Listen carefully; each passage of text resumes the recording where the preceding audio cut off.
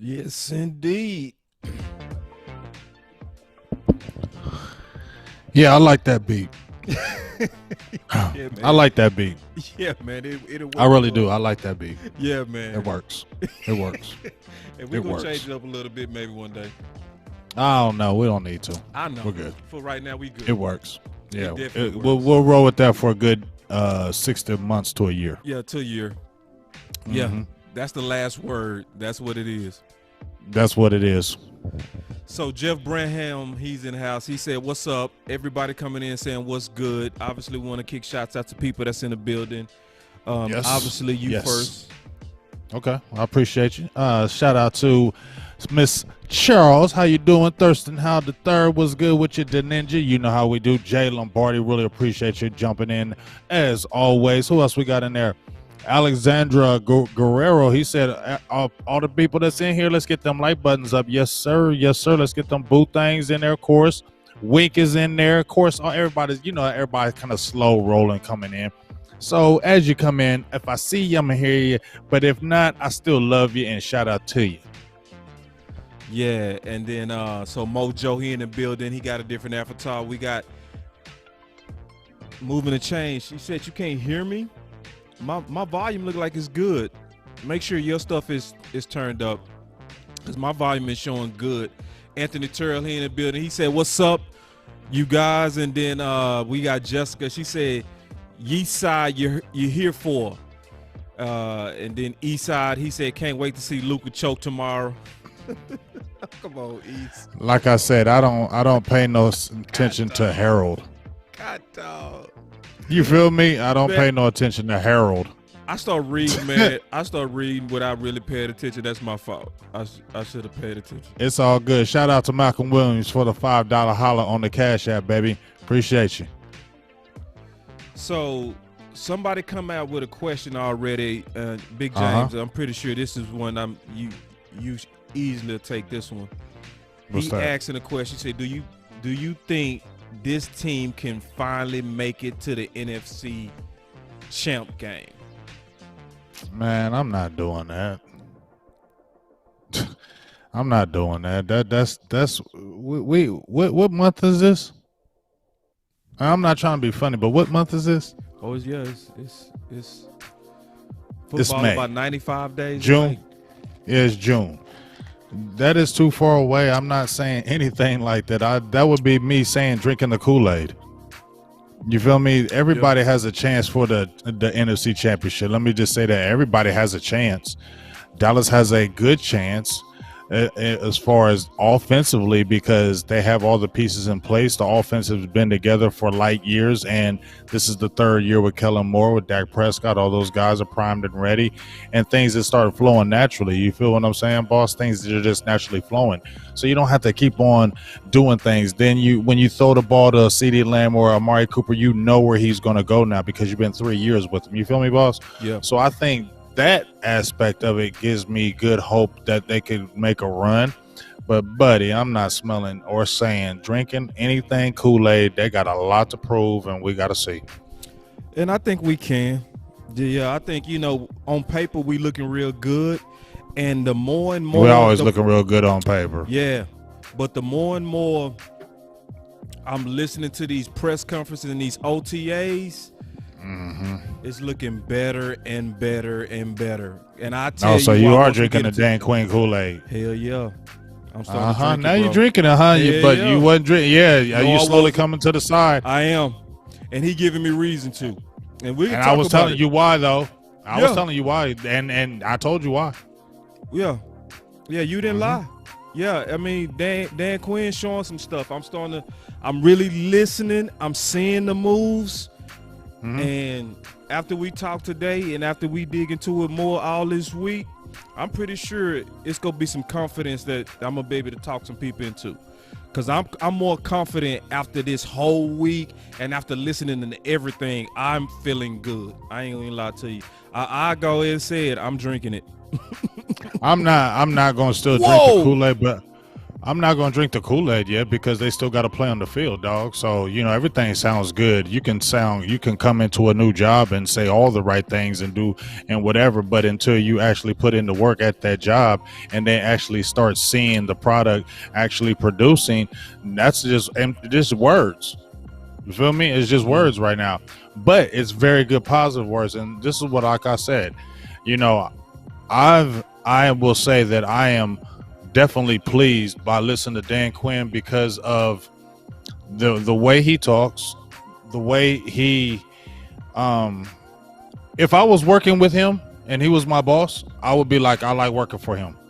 Right. You get what I'm saying? Because every day I feel like I would come into work. I'm gonna just use it in regular life, not football life right now, just mental life, and then we'll talk about the football side of it. But just the mental side of it, if he was my boss, and I would be like, I would like to work with him. I would like to work under him because I feel like, number one, I feel like he's going to show me respect. I feel like he sounds like he's a straight shooter, and I can talk to him and tell him how I feel. I can come to him and not have to worry about, something coming back and coming at me because I spoke up. I feel like we could have one-to-one, and I feel like he's going to be there in the trenches. I don't feel like he's got a guy that's going to be trying to sit in the office all day doing paperwork. He's a guy that's going to come out there on the floor and get in them trenches with you. And when you get a guy like that gets in the trenches with you, it makes you work harder as a person because you feel like there's a standard that needs to be held up. So when you come in every day to work, you feel like I can't slack because my boss is coming in and busting his ass. My boss is in the trenches. So if my boss is there in the trenches, I can't be the guy that's not in the trenches. You feel me? And everybody else is going to look at you like, what's going on with you? You feel me? Because it's infectious. It breeds and makes you want to come to work and be happy. And that's a big thing. You feel me, boss? Besides the football of it, when you're coming in, because I feel like when I listen to the last interview, I've been listening to all his interviews, but just listen to not just the hands-on, how he's really about their lives. I feel like he cares about what they do outside of football. When I listened to him when he drafted, when he talked to the players that were in the draft, he talked a lot of stuff outside of football. That means a lot to players. You know what I'm saying? Football ain't everything to all these guys.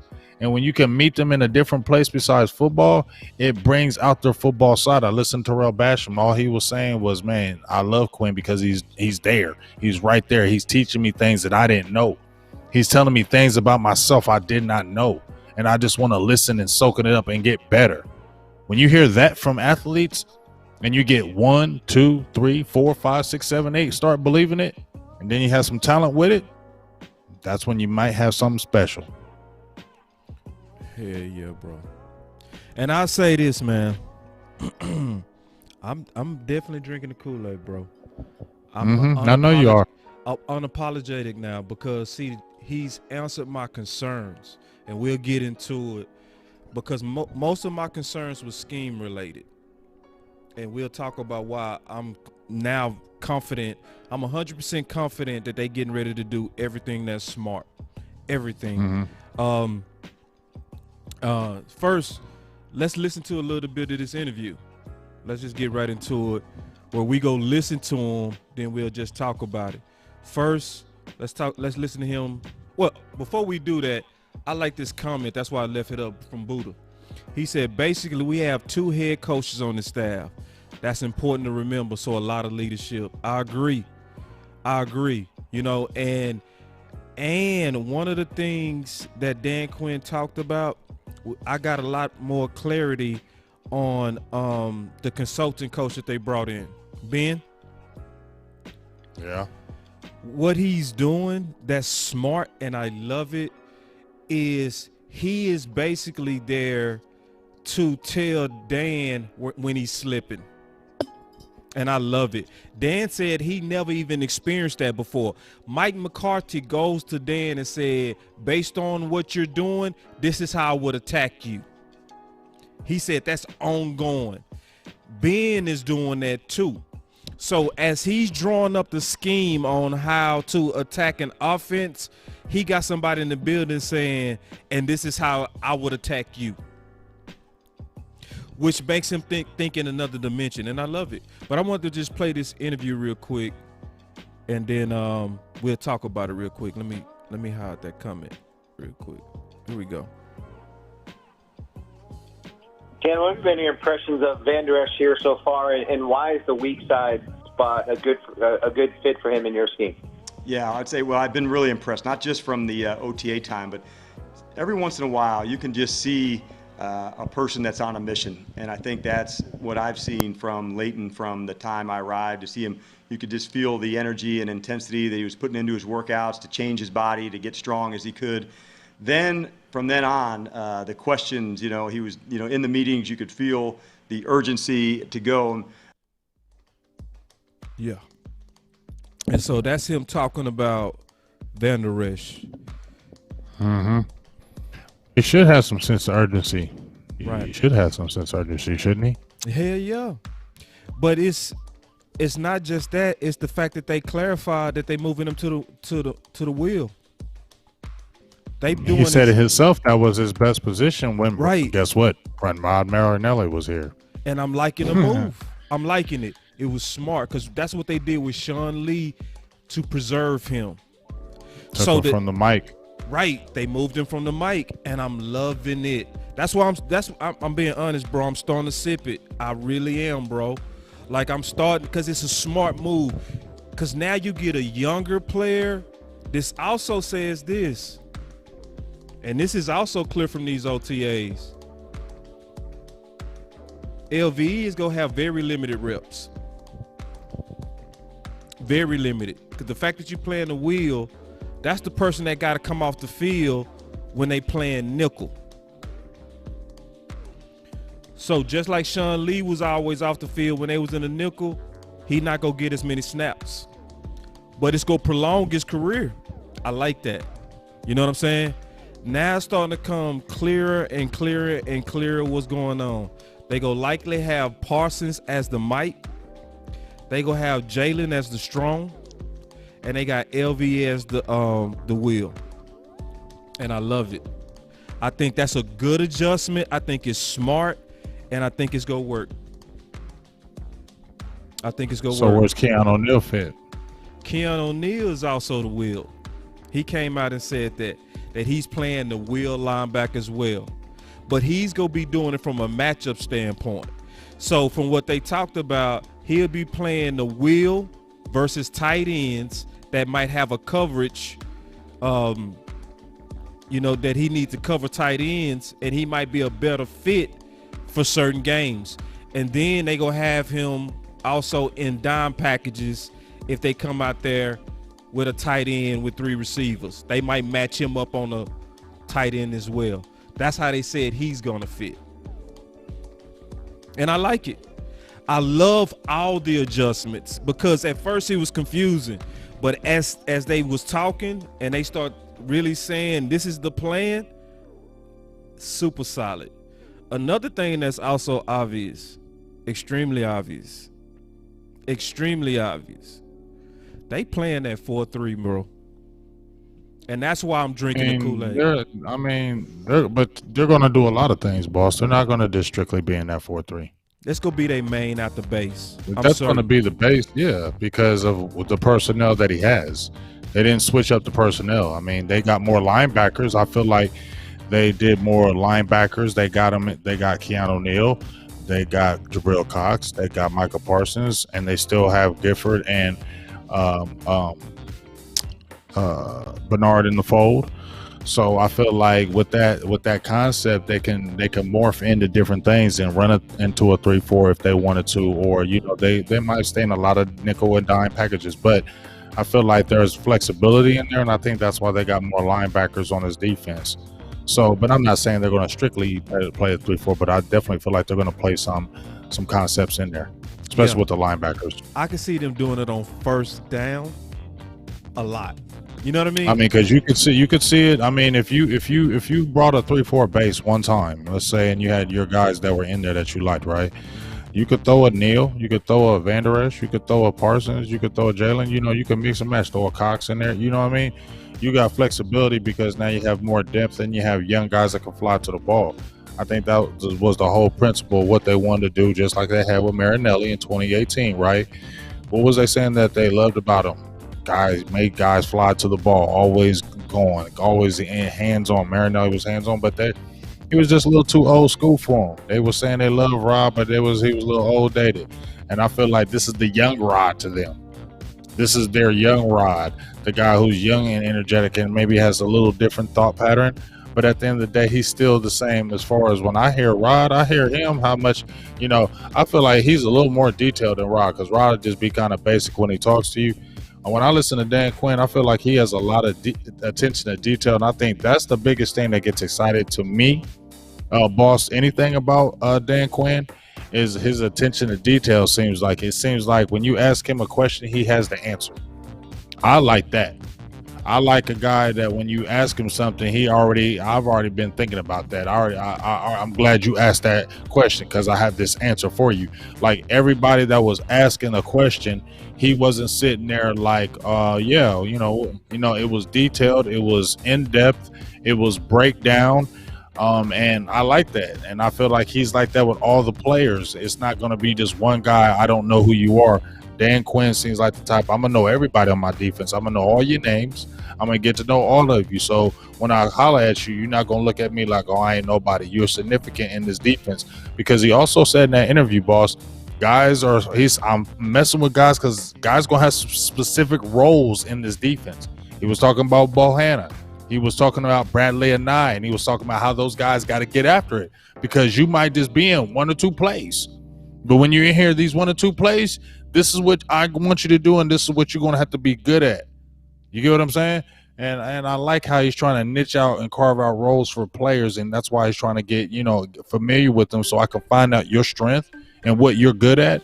And when we find out what you're good at, we're going to let you attack what you are good at. And I think that's what players like. Yeah. No, I mean, yeah, it's like Quinn. I mean, we always talk about the Rod apology tool, and people get that wrong. And Tyrone Church said, I don't see Jalen starting. I'm going to tell you right now, bro, according to the reports, Jalen is the only linebacker that never leaves the field. So I'm just telling you. We'll see about that. I told y'all last week they building around him. They are. And they don't believe that. They don't mean like building like he's the center and best player. No. If anybody they're building around is Micah Parsons. No, they've been building around Jalen because before they even for what Parsons. For when what? I say building, I'm saying they building to make his job easier, and that's clear. That's why they going back to the 4-3. That's why they doing all the stuff that they've been doing. That's why because Sean I mean, Lee it's going to talked be about built. It's going to, but I'm saying what it's saying is it's going to be built to more his strengths. It's not going to be built around him. It's going to be built more into his strengths, what he's going to be good at, and that's why they got. He's saying the same thing. So I'm not. So that's. I guess I needed to clarify, but that's what I'm saying. Is they're building to his strengths. They're building to make his job better, and LVE, like. See, this is a Rod Marinelli apology tour, but I would even say it's Rod Marinelli apology tour 2.0, meaning they made it better. Because what they did under That's what Rod, I mean. We got the young Rod. Right. This is a better this is better what they've done in an interior. What they've done in an interior, especially knowing that mostly it's going to be a 4-3. And he let okay, I'm going to play it and then we'll talk about it real quick. Hold on.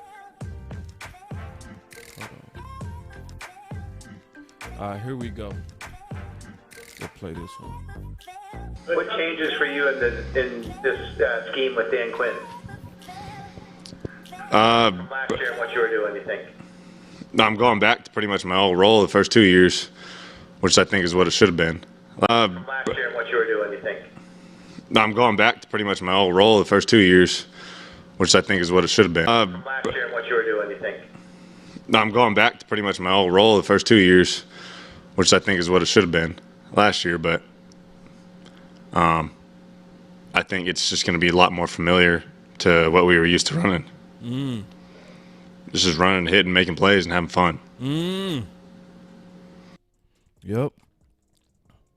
Same thing Sean Lee said on the Colin Cowherd show. He said they going back to Rod Marinelli. Yep, they going back, and we just was getting a younger Rod. Yep, it's a younger Rod. Yep. Y'all just got a younger Rod. Yep. I mean, this is like I with said, better weapons. The only reason why they were getting rid of Rod because the contract had expired. Yeah. If there was probably another year on that contract, Rod, they wouldn't have got rid of Rod because there was no reason to get rid of him when you look at the numbers, what they were producing. Now, when you saw Mike Nolan, you say, yes, get rid of him. This was one of the worst defenses in franchise history. Yes, get rid of him. No matter if it was COVID or not, you got to go. You get what I mean? But Rod Marinelli came in and he had a respectable defense all his tenure. That's the truth. He had a respectable defense the whole time his tenure. That's the truth. Right. So that's why they renewed his deal the first time, and that's why they didn't just say, well, we're just going to fire you. Just let your deal run out and we don't renew it because we have that much respect for you. But guess what? Since we don't have you, we're going to find somebody else that's like you. Right. Yes. You feel me? I mean, how is it not? We're going to find somebody that's like what it you. is. We got because guess what? What was Rod notorious for? Guys running after the football. What are they saying about Dan Quinn? We love him. He's got guys running after the football. Rod is hands-on. He's hands-on. He's in there. Even his old ass was hands-on. They loved it. He was always in there teaching and being in there with the guys. This was what Dan Quinn is, just a younger version. Exactly, man. And this is why I'm officially drinking the Kool-Aid of defense. Meaning we still got to see it on the field. We're going to be way better than last year. I would say that. Definitely going to be better. They're going to be. This defense is going to be way better. I definitely feel like it's going to be way better because it's like I said. You know, I heard some people trying to blame the COVID. I get it. COVID did have an effect, but. You know, and I seen some people, you know, when I made a post, I ain't gonna lie, I made a post and I said, you know, Dan Quinn, I think he's more hands-on and this is what I really like about him. And, you know, somebody showed some pictures with Mike Nolan being hands-on with the players. And you know what, boss, it's a difference. I don't care what you tell me. There's a difference. You can show me the pictures with Mike Nolan out there being hands-on out there with the players. It's a difference.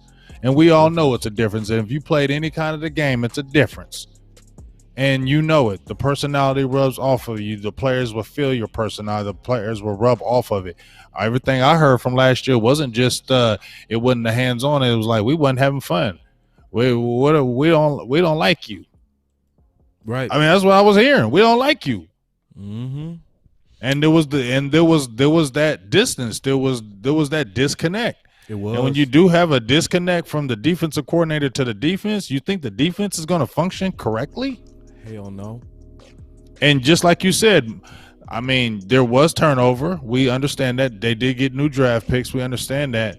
But this defense is going to be better. Not saying it's going to be a top 5, but it is going to be definitely better from last year, just for the simple fact that the player is going to like the damn coach. Say, man. See, y'all better listen. Scheme last year wasn't hard. It was just so much different, and we didn't get a practice, and we didn't get those reps. And I mean, I think there's a lot of other things I could say about it, but No, right it's there in the it past is. to me, so You get what I'm saying? I'm good. That's why I played it. I mean, he's saying I could say a lot of things about I could this kill right now. Nolan. Mm-hmm. I could go in, but it's over with. He ain't here. I'm here. He ain't here. What's the point of talking about him? He's not here any longer. Right. And just like when they were talking about, they were asking Dan Quinn, like, what do you think is going to improve from the, last year? And, he was like, I don't know. I can't talk about last year. I wasn't here. I can only talk about what's going on now, what we doing now. And this from these 6 OTAs. That's what I'm talking about. And I appreciate them dudes. Like, don't talk about Mike Nolan. Ain't no reason to talk about him. He gone. Right. We understand what it was. That's if you keep talking about that past, you're never letting that past go, right? If you keep bringing up that past, you never move on from that past. To let go of that past is where you don't even deal with it. Okay, yeah, we remember what happened last year, but we're not talking about that anymore. It's a new day. We have a new guy. We're feeling this, and we're trying to move and be great. And that's what I want to see from right now, what these guys are doing. And I think the excitement for me, boss, is the way Dan Quinn is so hands-on and into it with the team. It's going to be really exciting when I get to training camp to watch these are going to be spirited practices. That's what I want. I want spirited practices. I want this defense coming at the neck. It was getting kind of leisure with Garrett. I was at the last few training camps. It was leisure-ish. It was coolish. You know what I'm saying? It was we're good. You know what I mean? I think Dan Quinn is going to bring some fire in here because he's got stuff to prove. He's got something to prove. He's not coming in here, boss, like he won 20 games in a row or he's 10-5 coming from the Super Bowl and he won 2 playoffs. He got fired. They were 0-5. He got fired. So he has a lot to prove too. And as I said before, when they talk about the Legion of Boom, they bring up Gus Bradley too. So he's got a lot to prove too. And this is a perfect place for him to be able to prove it. They're trying to give you the keys. You got a good draft from what we see from outside. You got a good draft picks from last year. You got a young nucleus pretty much. So now make it work. If you can come make it work, you can definitely redeem yourself and get your name back out there as the guy. Now check this. I ain't even talking. Every time you talk, I'm going to just play sound bites to show you dead right. Listen to this one. I mean, I think it speaks volumes already. I think just with everybody and how all the guys are handling it, you can tell there's a different energy. There's a different camaraderie, I think, that we're already carrying. I mean, our whole defense is like we're totally restructured as far as a lot of new players, new faces, and so I think we've already built that foundation of those relationships that we're going to need. That hey, we're all brothers, and we already got such a quick jump on things this offseason. So, yep. I mean, everything you saying is exactly what's happening. It's a different energy. And that's one thing, obviously, we can't see the practices. The only thing we can do is hear the reports. But it's no way you've been paying attention and not peeping the game. If you paying attention, you see real quick that everybody is saying the same thing. It's almost like the World Trade Towers. Everybody talked about, I heard an explosion. When you get multiple witnesses from different angles all saying the same thing, likely it was an explosion. I'm just saying. You know what I mean? So it's one of those things to where you keep seeing and hearing and hearing and hearing from multiple sources, and genuinely that we got a different energy. We got a different spirit that's in the building from the young guys, also from Quinn. I'm just being honest. So listen, ain't no way Boss Cal will go ever drink Kool-Aid and don't measure. I'm gonna tell you right now. I'm gonna measure. So if I'm telling you I'm buying it now, I'm buying it, and it's more so because I know that they going back to that 4-3, and I like everything else, and I do. I like it because when I look at, they also said something that confirmed something that I always knew. Me and you said last week, Big. We said Gallimore is better as a 3 tech, but he can play the 1. You know what Quinn called him? 3. I mean, and you know, but I want to say something right quick because he had mentioned a couple players on there that he was talking about when they were talking about players. He said, you know, who he was kind of impressed with. He was talking about Ogadizua, how he was impressed with him, and he was mentioning Golston. Now, I told you, I was on record saying, you know what, I wonder where Golston's going to fit, this and that. But when I kept on hearing Dan Quinn talking about Golston, I kept on hearing him say, I like him inside pass rushing. We were talking about, the outside pass rushing, I felt like he was going to be challenged. But slide him inside, because he's 270, but I think he got a little bit bigger, but he's strong. You feel what I'm saying? But he can slide down that middle. But that inside is where he's good at. And you could see him sliding in on a third down. You can bring a Ghostin in. That's where you can slide him in on the inside. So that's where it's going to kind of prove him what I was saying was I don't think he's ready for that outside work. I know he's good in the run game, but I think Quinn is really looking at sliding him inside on, especially on these like pass rushing downs where he can really split that gap and really use his effective quickness that way. Yeah. And Wendell asks, Ghosting at DT? Yes. That's actually what Quinn said, bro. He said it today. He talked about it in the first 2 minutes of his press conference. If y'all want to go check it out, go check out his press conference. They asked him, what's the difference in what you see? The first thing he talked about was speed of the perimeter. So he was talking about the corners, the free, the strong, and the other corners, and he included the linebackers. Then he added on top of that what Big Game James is talking about with Ghosted and Osa. And he started talking about that we are liking what we're seeing out of them guys bringing pass pressure, and we think we're going to be able to do that, meaning Big James is right. They not going to have Ghostin playing no end. They playing with him at the 3. And I'm going to tell you like this, the 3 tech right now, whoo! Yeah, it's going to be a lot of it's going to be a lot of competition with that. Ooh, it's going to be a lot of competition at that 3 because and nobody's even and Tristan Hill's been out with that knee injury. Nobody's even been talking about him, but I've been hearing about Gallimore, I've been hearing about Osa, and I've been hearing about Ghostin. But I ain't been hearing about Tristan Hill. I ain't trying to throw something in the air, but daggone it. He's still working out with the trainers. But but look how deep that 3 tech is, man. That I know, nice. and it's versatile. I mean, but you know what? And I mean, look at and then you got Brent Urban. Here's the thing that the guys that they got at the 1. Brent Urban is saying, I'm taking pride in the double teams. Yes. I hear Bo Hanna saying, I take pride in the double teams and keeping my guys free. Right. That's the type of guys they want. If I want to say it in a nutshell, the type of guys that they brought in will say, I'll play anywhere and do whatever you want. That's the type of guys I hear that they drafted. That's the type of guys they brought in from free agency. And maybe that's the type of guys they needed to bring in to help these guys that are already there that maybe been like, not smelling themselves, but maybe got too comfortable.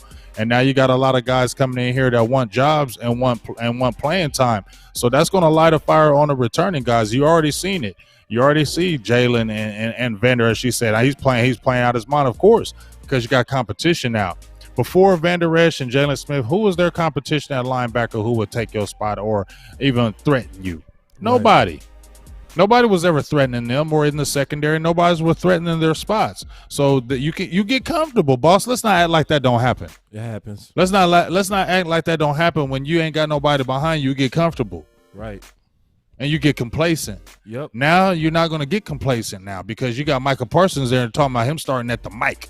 Now you got a Jabril Cox. Now you got a Keanu Neal. Now you got guys that were drafted rookies. You got the Nashon Wright. You got the Kelvin Joseph. Now Anthony Brown. You guys. Now you got guys that are here to be the guys. You feel me? And you're gonna have to work, or playing time may be decreased.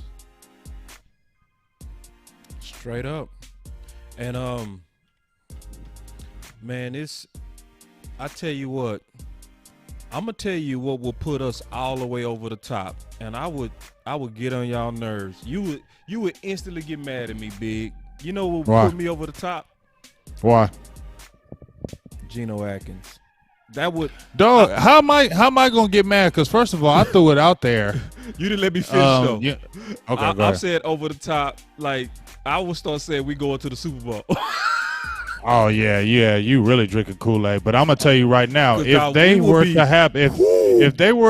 to happen to get Geno Atkins, dog, Geno Atkins. Sorry about that.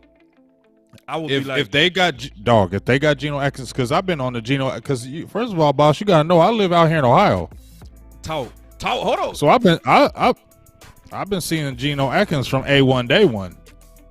So I get to see these guys more than the normal, because I don't get to see Cowboys games like all the time because blackouts. I have to go different places to get on my app. But I've always been a Geno Atkins fan. And when he got hurt, and you remember when they were talking about what's your boy Gerald McCoy? You remember when they were talking about Gerald McCoy? Yes. And they brought up him, and they were like, would you want to bring Gerald McCoy back? And I was like, hell no. But they was like, Geno Atkins, why would you do that? He injured too. He different. Right. You know why he different? Right. You know why he different? Right. Because they brought in Gerald McCoy knowing that he had a pre-existing injury. So they already had covered themselves. So they had already knew that he was damaged goods when he came in. Then he got hurt. And so then it was like almost like if you knew he was hurt, then he came in and he got hurt. Why would you want to bring him back? You feel me, boss? That don't make no sense. You feel me? Yes. But you never had no Geno Atkins, nothing. Bro. You ain't had no Geno Atkins, nothing. If he goes to your doctor and he checks out, you be a fool not to sign him. Say, man. You be a fool, because if you get Geno Atkins on the team, I don't care, he's 32, but he's different. I'm telling you, dog. I still think he got another year and a half, 2 years, especially those guys get energized when they're playing on a team that they feel like I might be able to go somewhere. Where did he ever think he was going in Cincinnati? Said maybe the early years. Yes. They weren't winning. Right. Now he might get re-energized and say, and I'm with Dan Quinn, and I'm with these guys right here. Guess what? He might play out of his mind. That happens, boss, and we know that. Amen. And that's the last piece that would take our seven. That would make me feel good. I would be like, that. You got Geno Atkins. I got a Grinch smile. Atkins. I got a Grinch smile, because that's exactly what we need. That one tech, bro. That doggish one tech. We need that doggish, cause it would just. That's reputable. Yes, bro. Yes, and exactly what Wendell said. Atkins with limited snaps. Yes. Because you don't have to play him all the time. We would have crazy rotation, bro. Rotation would be sick. Ooh, we would. Now you would have me, like I said, if we got Geno Atkins, I would feel better. And like I said, limited snaps, and he don't got to play all them snaps, because now Brent Irvin becomes more effective. Now your Bohanna becomes more effective. And let's also I think Geno Atkins, just from afar, is a leader. And I think he brings instant leadership to the room, as well as on the defensive line, as well as the playing ability. He's respected in the NFL, what he's done. So he's definitely going to get some respect. And it's not like he has fallen off so far off the map that nobody's going to look at Geno Atkins like, oh, you garbage. Ain't nobody listening to you. They're not going to do that with him. Yeah. I doubt Stephen Jones do it. It depends what that money's talking, because guess what? That's it. That's what it is. I doubt it too. Money. But you know what, though? Here's the only thing I don't want to get excited about, because we know Stephen Jones, and the only way there had to be some side talk, because if anybody comes over there and is a decent contender and offers more money, why would you go to Dallas? Right. But the timing could be. I don't know. It could be this kind of like Evans and Griffin. He came in late. Because right now, all the teams are close to the same. Most of them hurt because of COVID and what it did to their money, right? So it's very few teams that even have cash right now, right? That's one. Two, all these teams have already went through free agency and the draft. So most teams feeling like we gonna go with our guys. Which if you somebody like Geno, you might be like, I might need to come in on those 1-year team friendly deals. You know what I mean? Try to kind of do to prove yourself and maybe get another deal for yourself later on. Maybe get another 2-year deal and ride out in the sunset. Right. That could make it fit. That could put it out where the timing plus the way that we're built. Nobody can say that we don't look beautiful on paper. We do. And you will be coming in knowing that I'm the missing piece to the Dallas Cowboys. They was ranked 31st without me. If I can make them close to top 10 and run stoppage, I'm going to get another check. And I might bet on myself. I just pray to God that all the stars align, because that would put us, I ain't going to lie, close to over the top. I don't know about over top, but it definitely have us banging. Yeah. I feel real good if you got a Geno. I would feel real good about Geno Atkins, especially if he checks out good and his medical clears. I think he will be revitalized, especially playing with Dan Quinn. I think Dan Quinn will revitalize him. I think he's the type of coach that would do that. But you know what? I got a subject I want to talk about right quick, boss. Let's go. It's been on my mind. And it's Kelvin Joseph. All right. So remember we had that round table talk? Oh, yeah. And when we had that round table talk, yeah, and you was like, he just kind of worries me. And I was like, hey, I've been feeling that too. Now I'm not putting. I hope I'm not trying to put words in your mouth. Yeah. But you know, here's my thing with this Kelvin Joseph thing. From day one, the talent is undeniable. You feel me? The talent is undeniable. But I have worried a little bit about the off field. You don't get red flags for no reason. You feel me? Like, people act like red flags don't exist. Like, if a player gets red flags, you have to look at those. You can't ignore them. Okay? So, you know, I think he wasn't at practice, and it wasn't no big deal to me. All I was saying was, you know, this Nashon Wright kid is hungry. You feel me? So make sure, Joseph, you be on your stuff. This is what I had said. I felt like Nashon Wright is one of those guys that he's a studier. He wants to get better. He's going to be in the lab. He's going to be in that playbook. He's going to go hard, whatever. I'm not saying boss man, you know, Kelvin Joseph wouldn't do that. But this feels like, from me, from the outside in, just seems like he may want to rely on his ability, that God-given ability, a little bit, maybe too much. Maybe not might be the prep. I don't know. But that's not hating on the kid. You feel me? Like, that's not hating on the kid and saying, oh, you know, he's okay, he's doing all right. I'm not hating on this kid, but you got to look at things. And this is another thing I looked at. I think the Cowboys are looking at it too, because he just did a commercial, right? And it was with Dak Prescott and Michael Gallup and Kelvin Joseph. And I'm thinking, I wonder if the Cowboys are putting them around Daking them and saying, you stay around these guys. Yeah. You stay around these guys. We want you to be great, but because think about it, dog. You doing that was like an Odd Couple commercial, like, you know, because, you know, Michael Gallup he's a good guy to me. And I feel like Michael Gallup's going to lead you the right way. And Dak Prescott, we already know what he's going to do. And I just feel like they're taking care of that, making sure that there is no bumps in the road with that. Because, you know, those red flags did go on. And I feel like they want to make sure they protect that investment and keep them right. And that's the only thing I said is I just a little worry about the off field sometimes. I do. I feel like it is real. It's no hate on the player. It's not dogging the player. It's just what I feel. It's just, make sure you stay on that.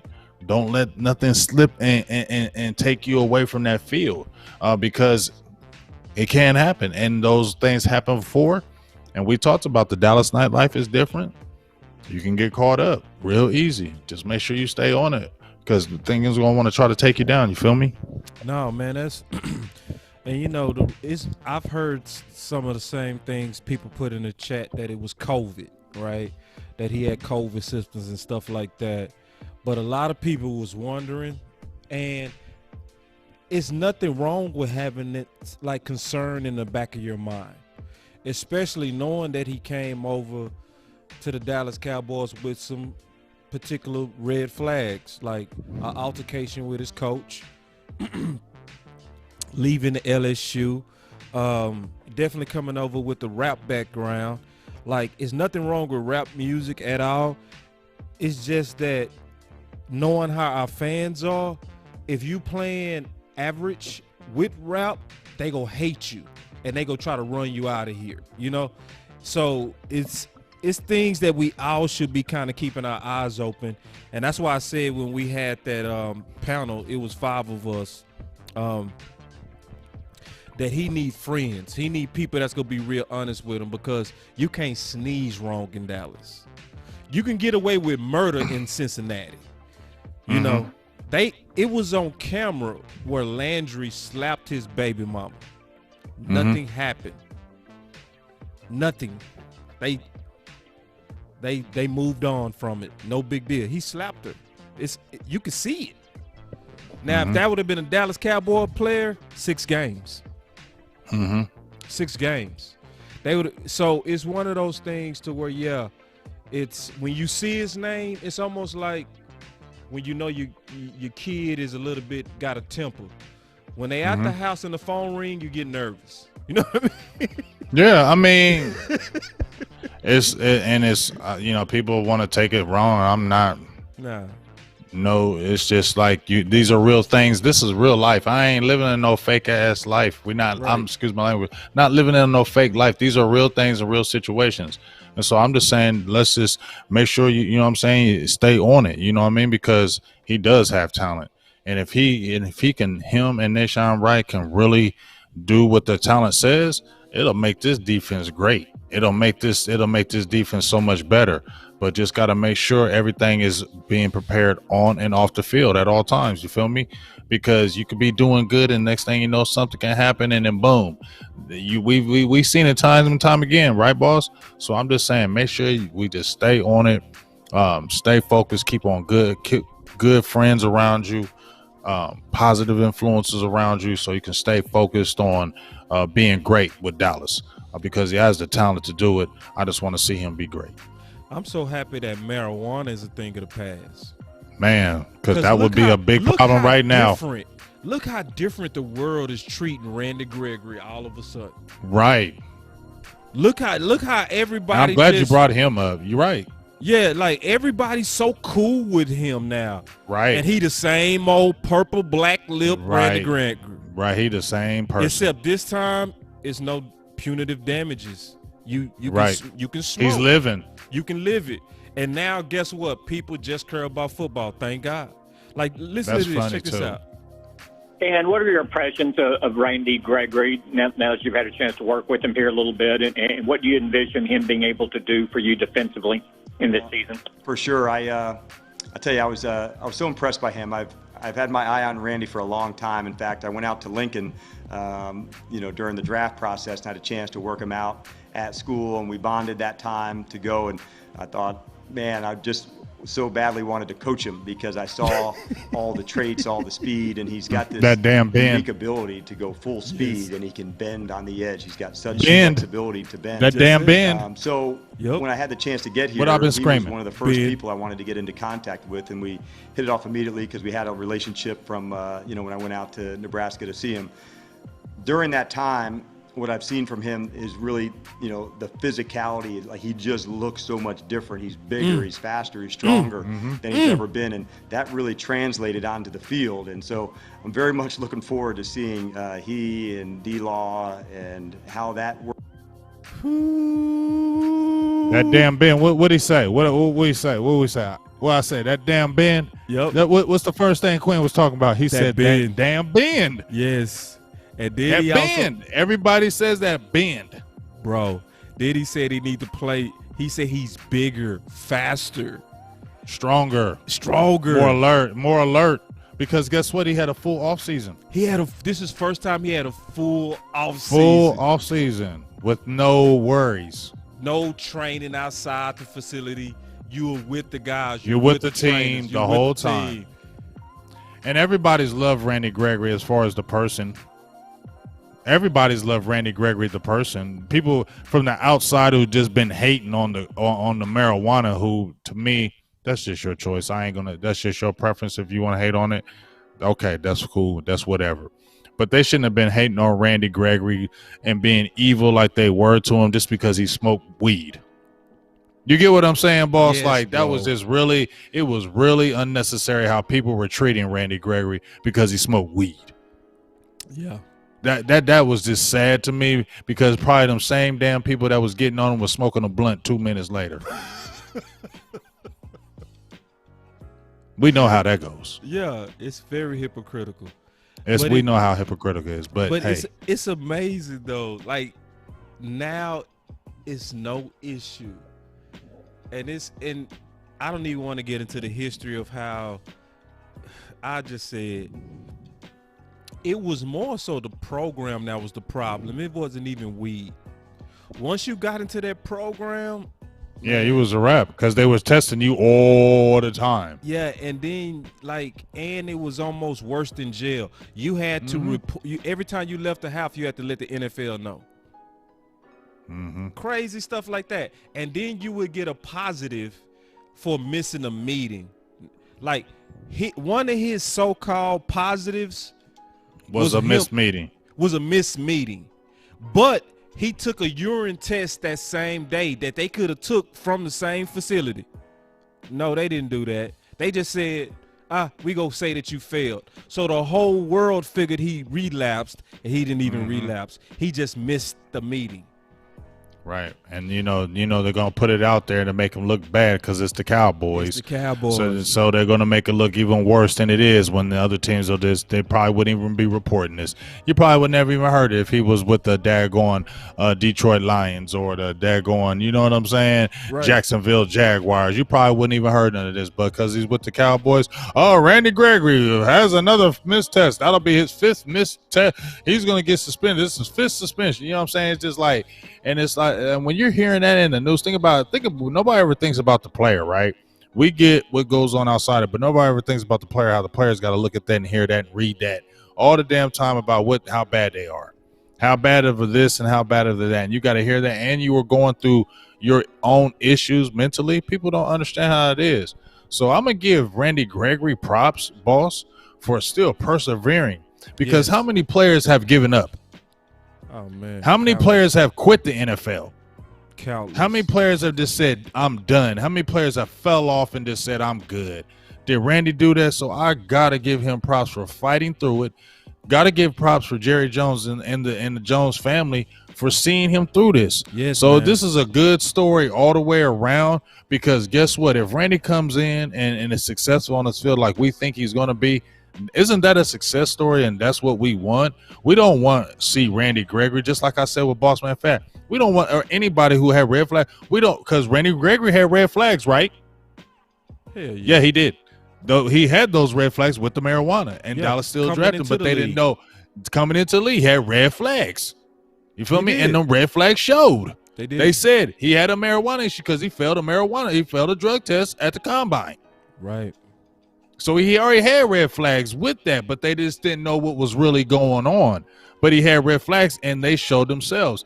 But at the end of the day, they stayed with him. He is being a success story now, and that's all I'm saying for any other player. Like what Boss Man has some red flags. I'm hoping that everything works out, continue to put him around good people so it can continue to be a success story, because there were flags, and we cannot lie like they weren't. I'm not hating on this player, but I want us to keep maintain. We remember those things and never lose sight of it, and always stay focused, boss. Yep. That's all. Yeah, stay focused. Yeah, stay focused. But I think Boss Man got a better chance of being okay. I do too, because the marijuana is a thing of the past. Yes, that's what I mean. So Boss Man don't come across like the type that's go pull a joint. He seemed real cool. Yeah, Boss Man seemed real cool, chill, laid back. That's what he seemed like to me. He seemed like he just real cool. Smoke. That's his. Yeah, he just seemed real cool. Like, but in terms of fighting and all that, I don't. Yeah, he don't seem like he wild out like that. I don't get that from him. I don't get that I don't loose in get the that. head type guy. No, So, I don't get that. back I in feel the like day, he marijuana now. I would've will probably say got this him. now for real from afar. I feel like when they say he got into it with some coaches, I can see that. Just me, not. I feel like he'd be like, man, what's up? I mean, like for real. Like I feel like he gonna speak his mind. You feel me, boss? I feel like he will speak his mind, and that's not a bad thing. I think he's gonna challenge you. Yeah. I don't think that's a bad thing because you want the greats to be like that. I feel like he will challenge you. Well, I put it like this. If you play good enough, you'll get away with it. Because everybody know the infamous story of Charles Haley throwing a helmet at Jerry's. And if Jerry didn't duck, he put a 1 foot hole in the wall. Well, not just him, freaking Ratliff. Right. He was ready to scrap with Jerry Jones. Right. So, and somebody asked a real good question. Let me see who this is. He said, do you think the Cowboys go overboard with discipline issues? The answer to that is no. You said what? No. We go underboard. Yes. Dallas go underboard with the, Yes. Did you remember the whole defensive line for like 3 years in a row getting suspended? Yeah. Those were under rules. Yeah, no. Dallas is super slacker. Yeah, Dallas is. You want to play for Dallas if you got some discipline issues. You do. I mean, Dallas will get your back, man. Dallas get your back. But better you know than what? Almost any team. They'll ride for you though. They will. Dallas ain't, because Jerry's like that. Yes. Jerry's like that. He will. Jerry, especially if Jerry likes you, you good. Yeah. Jerry gonna fight for your ass. Yeah. And He will fight for you tooth and nail. If he likes you, Jerry gonna fight for you. Them is facts. And then I think Jerry runs Look his at Zeke. business. He don't run it like a hypocrite. Like you said, them same people that just got through smoking a blunt was the same people that was pointing their finger at Randy Gregory. Right. Jerry don't run his team like he's sinless. No, he don't. He know he kicks it, but Yeah. that's why we all love Jerry, because he shows his human side. He does. And see, the biggest thing that I always gave him props for was how he handled Brent. When Brent accidentally killed his friend in a drunken drive. Yes. And the whole media was just wanted his head Killing to him roll. They just and he had him on the staff. and he Gave him a job. And he was like a practice squad player. He was somebody that you easily could have been like, just because your name is messing up, we could cut you. No, Jerry not only did not cut him, he made sure that he was on the sideline and went to the sideline with him. Yeah, he was taking care of. He took care of Josh Brent. He really did. Yeah. He took care of Josh Brent. 2 years ago, when he had that nervous breakdown, the same guy who was on staff, they had him on camera, and everybody was saying, was he on drugs? Was it this? Was it? Guess what, Jerry? They was patient. They let all the facts come out. Found out it was just a mental breakdown. Mm-hmm. He's still on staff. Shoot. I mean, we had Alonzo Spellman. They had another cat that was from Michigan State, had a mental breakdown. Dallas done had all kind of Pac-Man Jones, Tank Johnson. I mean, Dallas is notorious, but that's what Jerry does. Like, I don't think Stevens like that. But I will say this, and I know it may sound weird, but it's just me. I don't be on the signs like just on every day. But the background, Jerry's a Libra like me. He is a Libra like me, and so I understand him more. I do, because I understand when you see why he acts that way. I know how I am. I'm a rider. I love, like, if I was an owner, I would be loving to my players. Like, I would always want to make sure my players are good. Current players, former players. Like, if I had a player that I knew was having some trouble, was out, I would take care of that player. I would help him. Mm-hmm. That's what Jerry does, and now I understand how he is, because he's a very giving and loving person. Like, that's the truth. They just did it with Ball. The tackle. 11 incidents of domestic violence on one lady. That should tell you enough. And Dallas took him. and was like, we did our research. We felt satisfied with the answer. We taking him. One of my kids who plays for Tiffin, he went to junior college with him before, because I think he was at Florida State first. Then he had to go to junior college. Then he went to Marshall. My friend, he's a linebacker at Tiffin, because he graduated from Eastern Michigan. He said he was at junior college with them. He said, I ain't taking up for him or nothing like that.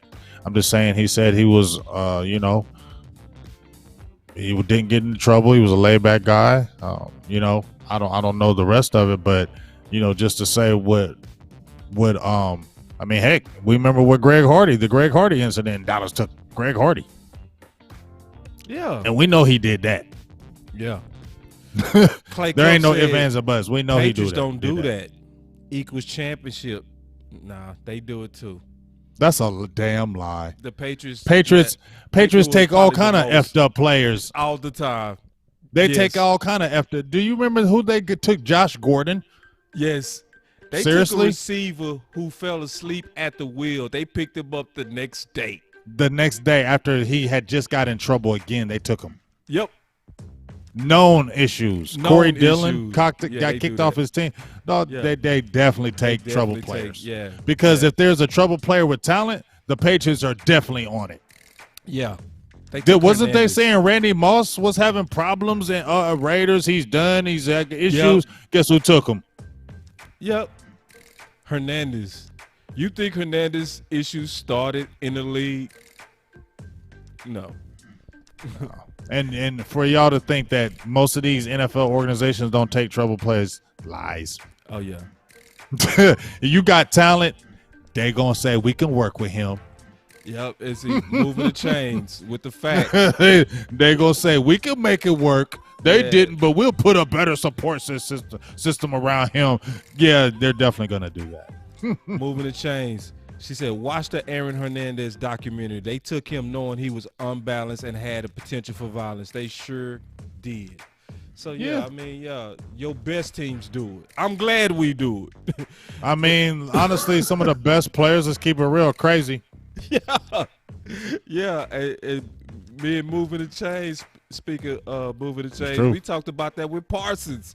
I just said, that's why I said Patrick I got to take him, bro. I got to take him, period. Like, not over one incident, bro. Like, nah, I got it. Nah, Hey, Randy Gregory gonna turn up though. I'm excited to see what he's gonna do, because you know what I saw about Randy Gregory that we already knew about the athletic ability. We knew about that damn bend. We knew about all that. But what I was getting excited for last year was I was seeing Randy Gregory with moves, because he was always relying on that quick first step, that athletic ability, that bend. You just couldn't. It's hard to guard. But now I was seeing pass rush moves. I was seeing him really, and he was never, even when he was coming out of college, he was wiry, but he was always strong. Even for his size, he was always strong, and he could still hold down that run. So I was seeing him playing very good in the run game. His pass rushing moves were getting better, and now you have a full off season, and now you're basically penciled in as the guy who's starting at this side of the field. Turn up time for Randy Gregory, dog. You sound like me now, bro. Sound like you turn up time. A sip. Now, what you mean? I'm always taking a sip of Randy Gregory. I'm just saying. I've been taking a sip of Randy Gregory since 2015. But I'm trying to tell you, bro, ain't no way you can pump up Randy Gregory on the other side of take and not be feeling me when I say this defense gonna turn up. I mean, we'll see. We'll see. Come on now. I'm not doing that, dog. No. Hold on, bro. Hold on. You not just doing it, dog. You just I just said Randy Gregory is going to turn up. He is. But that don't mean everybody else is turning up. Man, come on. That don't mean who's the starting corner opposite of Diggs. Who is he turning up? Is Anthony Brown turning up?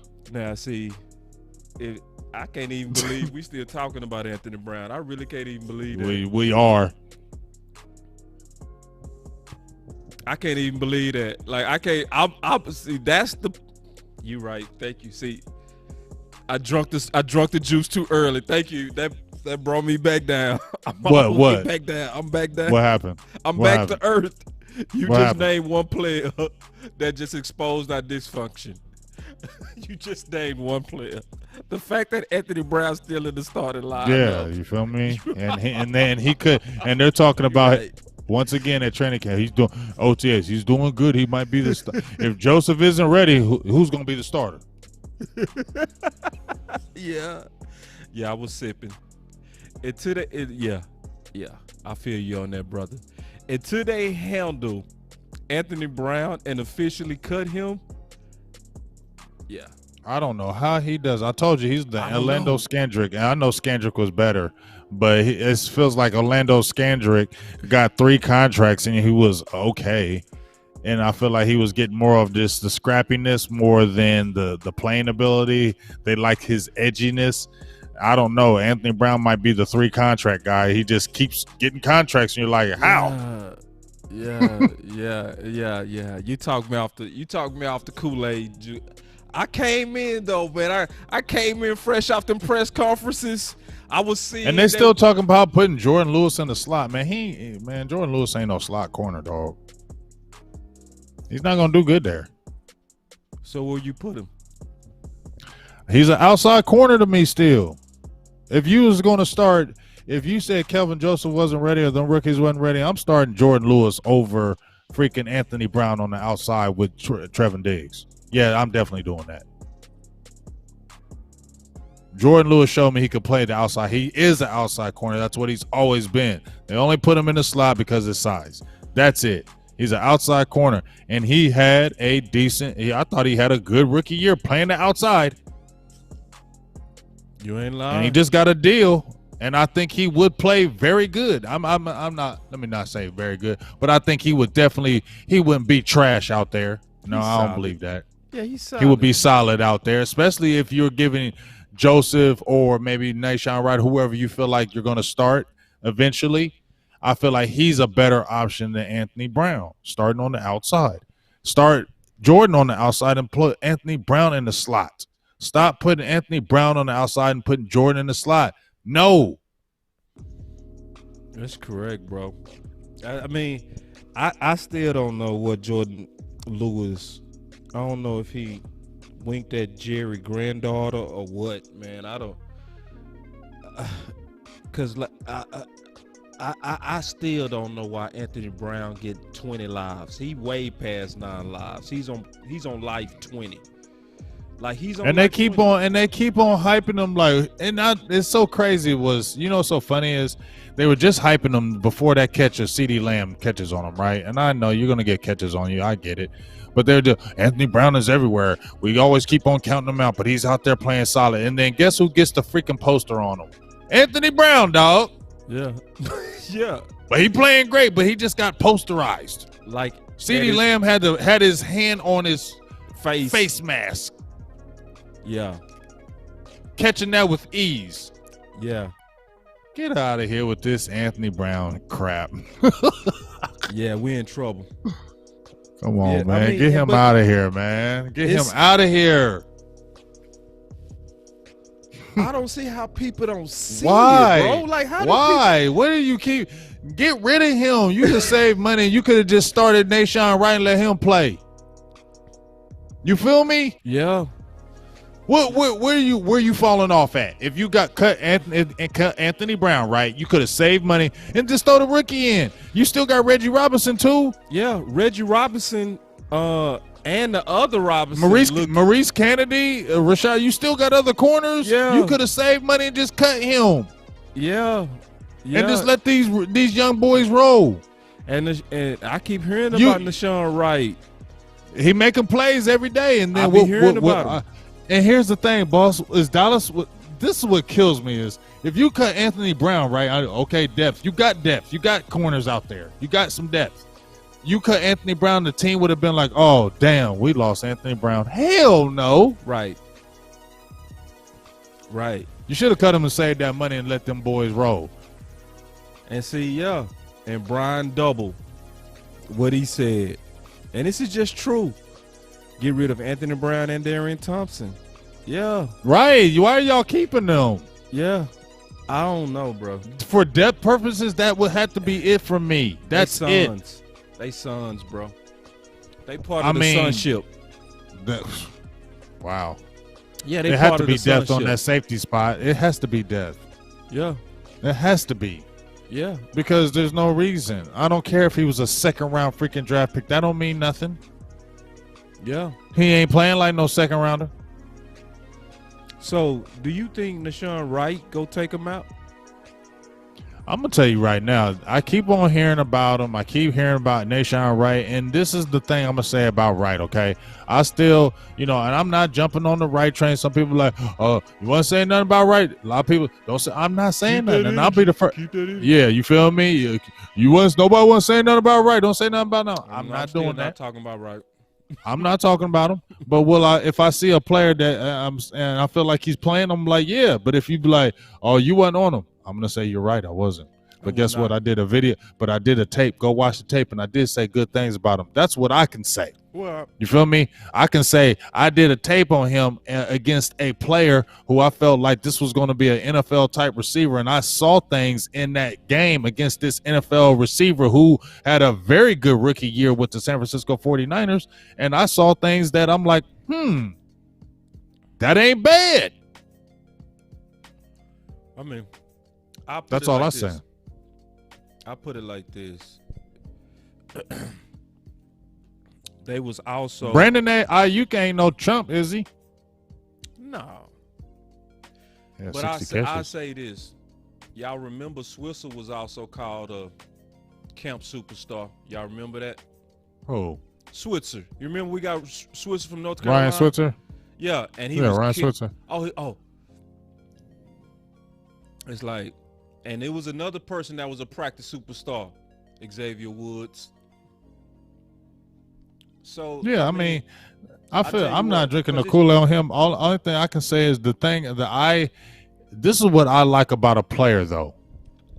Regardless of where he was drafted, I listen to him. I go back to his tape. I go back to like I said, boss, I don't just be looking at the player. I go back to their high school days. I go over their interviews when they was middle school. I get as much as I can to see what they talk about. Right. And when I listen to him and how he was talking about, I really try to pattern my game after Richard Sherman. I really study him, and I really hear him saying, study, study, study. That to me is a good thing. And he's not no super stiff guy for that height. No, he's not in my opinion. And he's wiry. And I feel like them hips can't transition. He has the length that he wants. So I'm going to be like, hey, let's see what happens. And if he's making plays, let's see what happens. And if he can push somebody, let's see what happens, because he's a third-round pick, and I feel like he needs to be on the field. If he was a third-round pick, he got to be playing. So if anything, to me, boss, it's a good thing that he's making these plays. Yeah. Because wouldn't you be mad if you draft him in the third round and he ain't doing jack poo? You'd be like, see, that's why you shouldn't have drafted him in the third round. Reach. So we should be excited, right? We should be like, see, that was a reach. You shouldn't have never did it. But the fact that he is making plays is maybe validating why they went in the third round. So that's a good thing, right? That ain't a bad thing. And because he's a third rounder, he's going to have a chance to win a crowd. That's beautiful. Because he's a third rounder, so he's going to get a chance. They're going to give him every opportunity. So we're going to know exactly what he is. We're going to know exactly is because he's going to get in the fire. They going to get him in the fire. So, right now, I don't care that he might be making plays on B teams and third teamers. Still, you making plays. I'm cool. Right.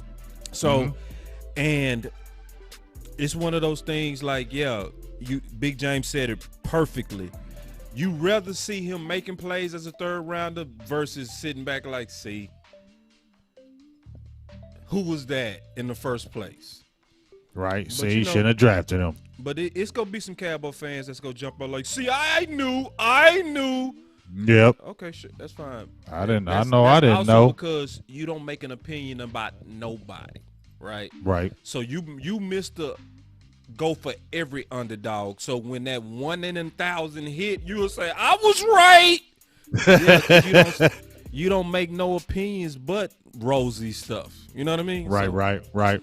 For those of us like me and Big, where we got to be honest on what we say, we going to give you the good and bad.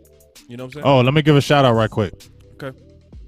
Shout out to Jay Burnett. He says, first time I listened to you guys and you got the sub. Keep up the good work. Shout out to you, Jay Burnett. We appreciate you. Appreciate that. And then also, it's 2 channels, so make sure you sub. Like both, yes. Yeah, both. Big Game James, you see how I say and follow? Boss Cowboys. Go follow Boss Cowboys Sports as well, because we Yes, definitely – because, see, we've been teasing this all the time. Let's get some super chats popping. Yeah. $1, $2, $3. We've been spending some knowledge up here. $1, $2, $3 hollers. I ain't begging, but damn. Yeah, and see, check this out. Like, because obviously we all coming together, right? So we just trying to figure out the exact day. But you getting ready to see the law. You getting ready to see the OC. We going to be bringing in a lot of guests. But you know it's going to be fire when law come and the OC come. It's already fire when it's just me and Big. But how much more so when you get those two also, which is getting ready to be in the building. It's going to be a very good, big, ongoing thing. So you're going to have to subscribe to everybody. Law too. Yep, for sure. All four for real, because it's gonna be dope. I can't wait till we finally get it popping. We kind of been doing it in the making. We had the teaser, and when I was back home in Texas, we had the little teaser. That was a great thing, and kind of built from there. So I'm excited to wait for that to happen. It came in perfect timing, right when the season happened, and right when COVID is gone. So we'll be getting that full effect of Cowboys football and not the COVID effect. You feel me? Because that was a totally different effect that I did not like at all. Oh no, COVID. Yeah, I mean, my vaccine is gonna officially be all the way kicked in by next Saturday. And I ain't gonna be wearing no more masks. I'm gonna be able to like go to training camp. I'm gonna do all of that stuff. You know, I'm sick of COVID. But anyway. Yeah. But I'm super happy though. We hearing good stuff about Wright. You know, because I'd rather hear that and say, damn, I was wrong. And that's gonna make me go watch more film. I'm gonna have to say, you know, like, what did I miss? Because I straight called him a reach. I ain't gonna lie. I did. I called it a reach too, because I felt like you could have got what he was doing in the later round. I still felt like you still could have got that in the later round, what he brings to the table. But guess what? They saw stuff that we didn't, and they're in the NFL, and I ain't.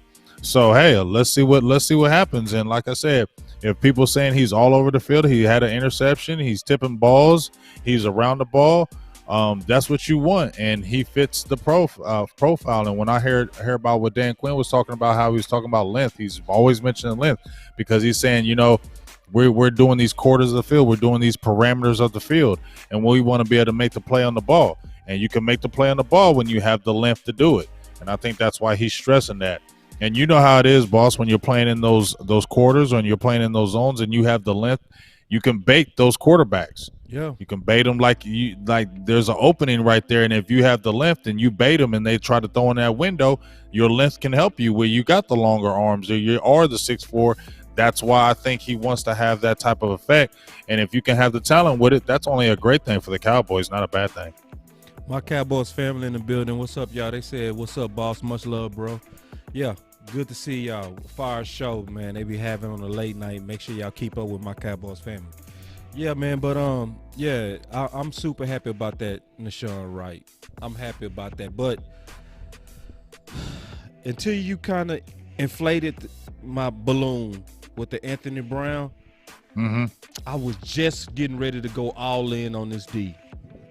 Well, you should still be happy, because that front line, man, I feel like the front line, shout out to my dog, LG254. He knows how we do. Says his defense needs attitudes, the almost 15-yard penalty attitude, the Jalen Smith, hammering Kamara, setting the tone attitude, maybe Parsons. I feel you. Everything you just said, I feel him. Shout out to you, dog. My guy, mad support for sure. But I think, especially, not to cut you off, boss, but especially with the Micah Parsons, I'm telling you, man, if they let that kid loose, dog, he's the key to me for some reason. I feel like Randy going to do his thing. D-Law going to do his thing. But from the standpoint of, this is my defense, I think let him just run it and roll it, and let him be nasty, and just put him in all kind of positions. Let him rush the passer, just put him around, just let him be great. And I feel like that defense is going to soak in. He had an interception, right? I heard about some other guys getting the interceptions. I seen him, get high-fiving. Micah Parsons get the interception on Ben DiNucci. Everybody's jumping up, high-fiving him, giving him high fives, hugging him, because number one, he's funny. I seen him in his first interview. The dude is funny. And that is huge when you got a guy that can keep it loose up in there and keep y'all, loose and happy and everything, lucky. And I got the ability to do it. Keanu Neal had high marks and said, "Hey man, this kid is funny. He's a great attitude, but man, he's a player, dog. He ain't just, a great player. He's a player." And that's what they're saying. He's a player. Listening to him, what Dan Quinn is talking about, we're not trying to overfeed him, but we're taking him in there, slowly. He's saying, hey, it's more than I used to do at Penn State, but it ain't nothing. I like him. That was a great pick. Not a great pick. Parsons go turn up, bro. Dog, he gonna super turn up, dog. Yeah, he go turn up, Parsons bro. Gonna be nasty, dog. Like Parsons gonna be nasty for us, dog. Like he gonna be nasty for us. Like Parsons gonna be nasty for us, dog. Like for real. I'm seeing it. He gonna be nasty. I said it like after we drafted him, and then I watched him really intently. Just watched a lot. I'm like, wow, because remember that Penn State defense was not the same when he didn't play. Say, man, I think you started to silk. I've been sipping some Parsons. I've been drinking all that shit. I made a big batch of that. I made two big cups. I made two big old jugs of that and been drinking all kind of Parsons Kool-Aid. Now I've been drinking some Parsons Kool-Aid. I ain't been drinking the defense Kool-Aid, but I've been drinking Parsons Kool-Aid. All kind. He got all kind of sugar in his Kool-Aid. I'm just drinking the Kool-Aid. Look, big glasses. Yeah, Parsons gonna be nasty, dog. Nah, he gonna be nasty. And then somebody asked his boss, "Your super chat ate up?" Not yet. I got It's almost there. Got to get him to the K. Y'all got to get me to 1,000. Y'all got to get him to the K. Yeah, and it's getting there. It's getting there. We had a good week this week. Yeah, so y'all got to hit that like and subscribe, and y'all got to share the channel. Yeah, that's how it gets there. Recommended more. We getting recommended more. I see it. Like, it was way more. It's causing our numbers to go up. But take that super chat, throw it in over on Big Game James, Civ and Blue Nation channel. Go there, and then you'll appreciate you. Yeah, you'll be able to throw it. It all comes back. Yeah, it's all in the family anyway. Yeah, for real. Yeah. So no, and the Reaper asked about Nashon Wright tackling. His weight is not an issue in terms. His weight is not an issue. Not for tackling. Not just because he'll tackle. He'll come in there and tackle. Cause see, he's not scared to tackle. Think about Kazi. Like he 174 soaking wet, but he'll get you on the ground. Tackling is more about mentality than weight. Yeah, he definitely will tackle you. If you go watch his tape, he had a lot of tackles his first few years at Oregon State. So he's definitely a tackler. He's a guy that'll break down. He doesn't try to dive all the time. He actually he wraps up. He's a good tackler. He's not scared to stick his nose in there. Like I said, I want him to be good. Because, like I said, if he can be good, if Kelvin Joseph can be good, man, how good do we feel about our defense now? Because now we already saw a little bit of Diggs, what Diggs can do. If Diggs continues to go up what we think he can do on his second year, and those rookies can step up, man, we feeling good because we got a lot of young people, boss, especially in this secondary. It's a young secondary. So if they can really get this early and really turn up, you're feeling good because it's a young, cheap secondary too. Right. Well, I'll say this, man. I think Diggs gonna turn up in terms of getting the ball this year. I think Diggs gonna walk out with about 7 interceptions, bro. For real. Ooh, I'm gonna say 5 again. I said 5 last year. I'm gonna say 5 again. I'm gonna say 5. I think he go barely top that. I think he go barely top that. 5. But I think he got a knack for the ball. I love how he attacked the ball, and I think he go really get after it this year. I think he go come away with a lot of interceptions, man. I think that's what Diggs go really show up, is that ball.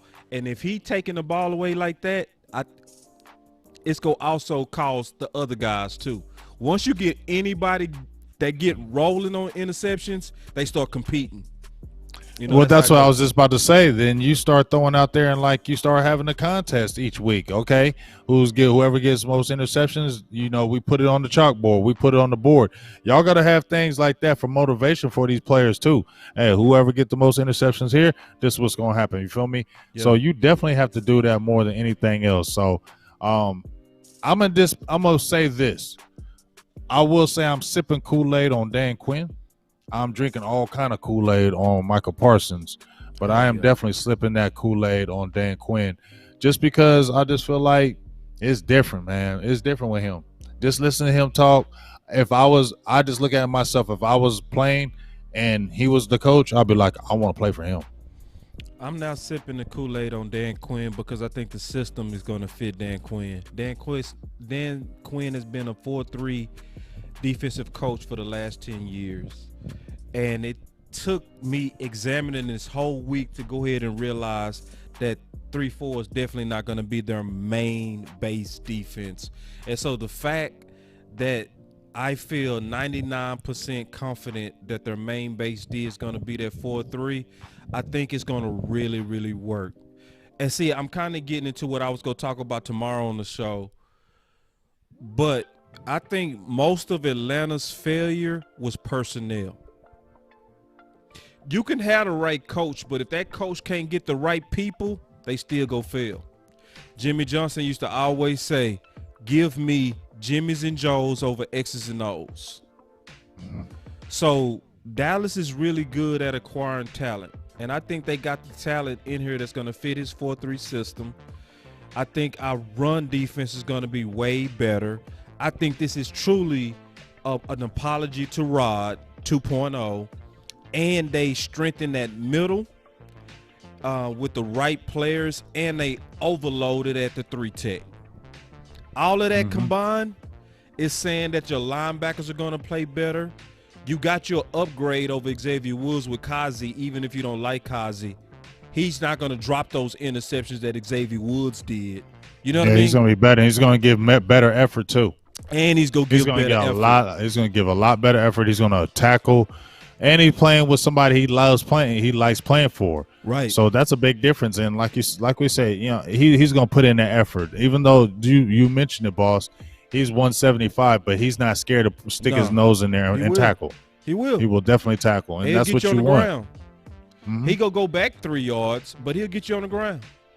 And what we need, Xavier Woods, man, I ain't tripping. All day, I'll take KZ all day over some Xavier Woods. Anybody who said what he said, that's enough for you not to hear anything.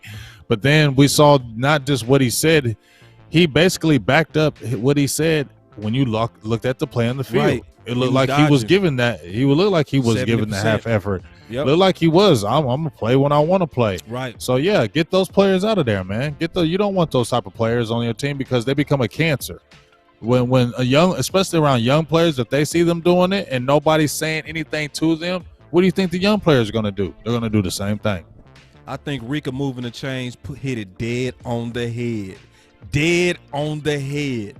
We were laying around 14 to 18. That's what I'm thinking. The only way, but I would say this though, if we got Geno Atkins, I would start saying we go get into the top 10. I would.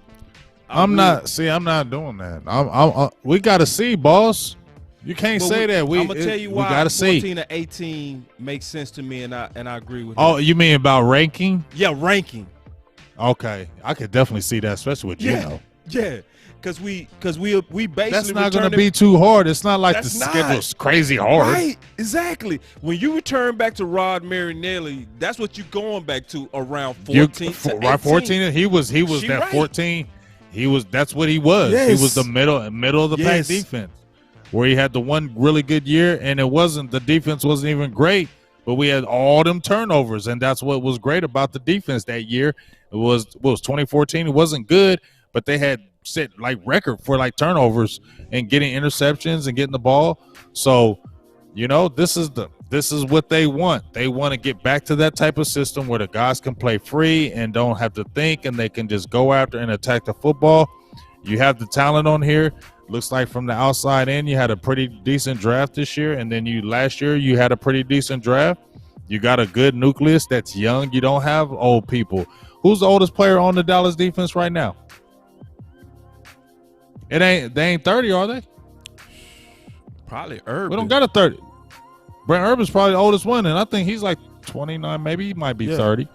But maybe that's a young defense. Yeah, we still young. Super young. And Marvin said, boss, it's not been scheme here. It's been a bigger problem. It's been physicality and speed. If that changes, we okay. I think it was scheme. It's been both. Yeah, I think it was both. Because I think the scheme and the way that they that's why switched LVE it. said, right. LVE said, and I played the interview earlier where he said we're going back where we were just hitting people and playing fast and having fun.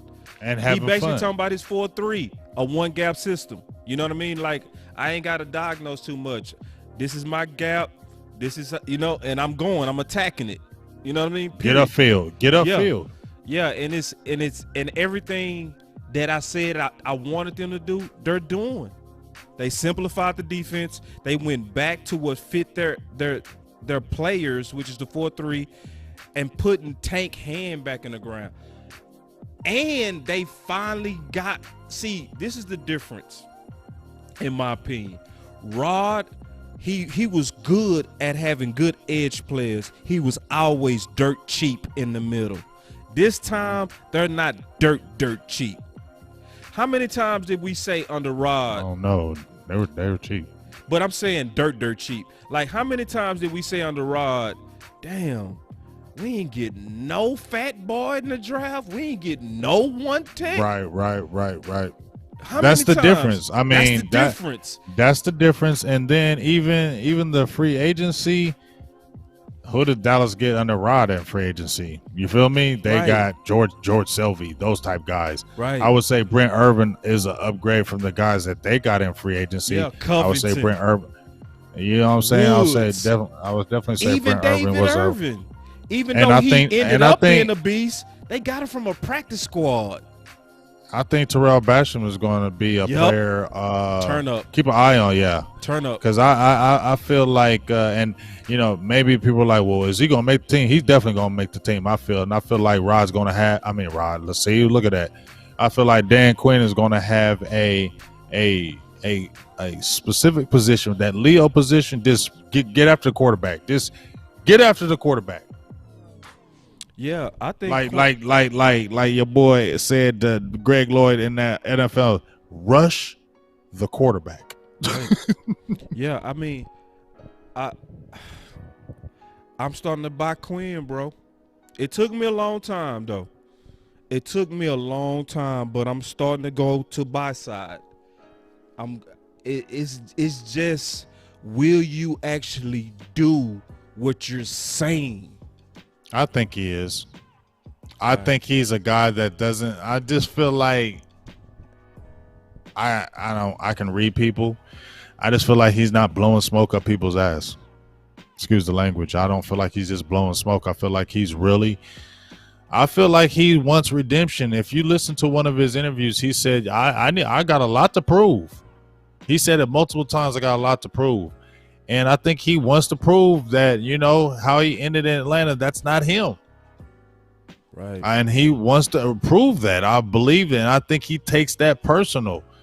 And I feel like the Cowboys are the opportune team to be able to say, hey, if you have any type of redemption that you want, this would be the perfect place to do it. Because guess what?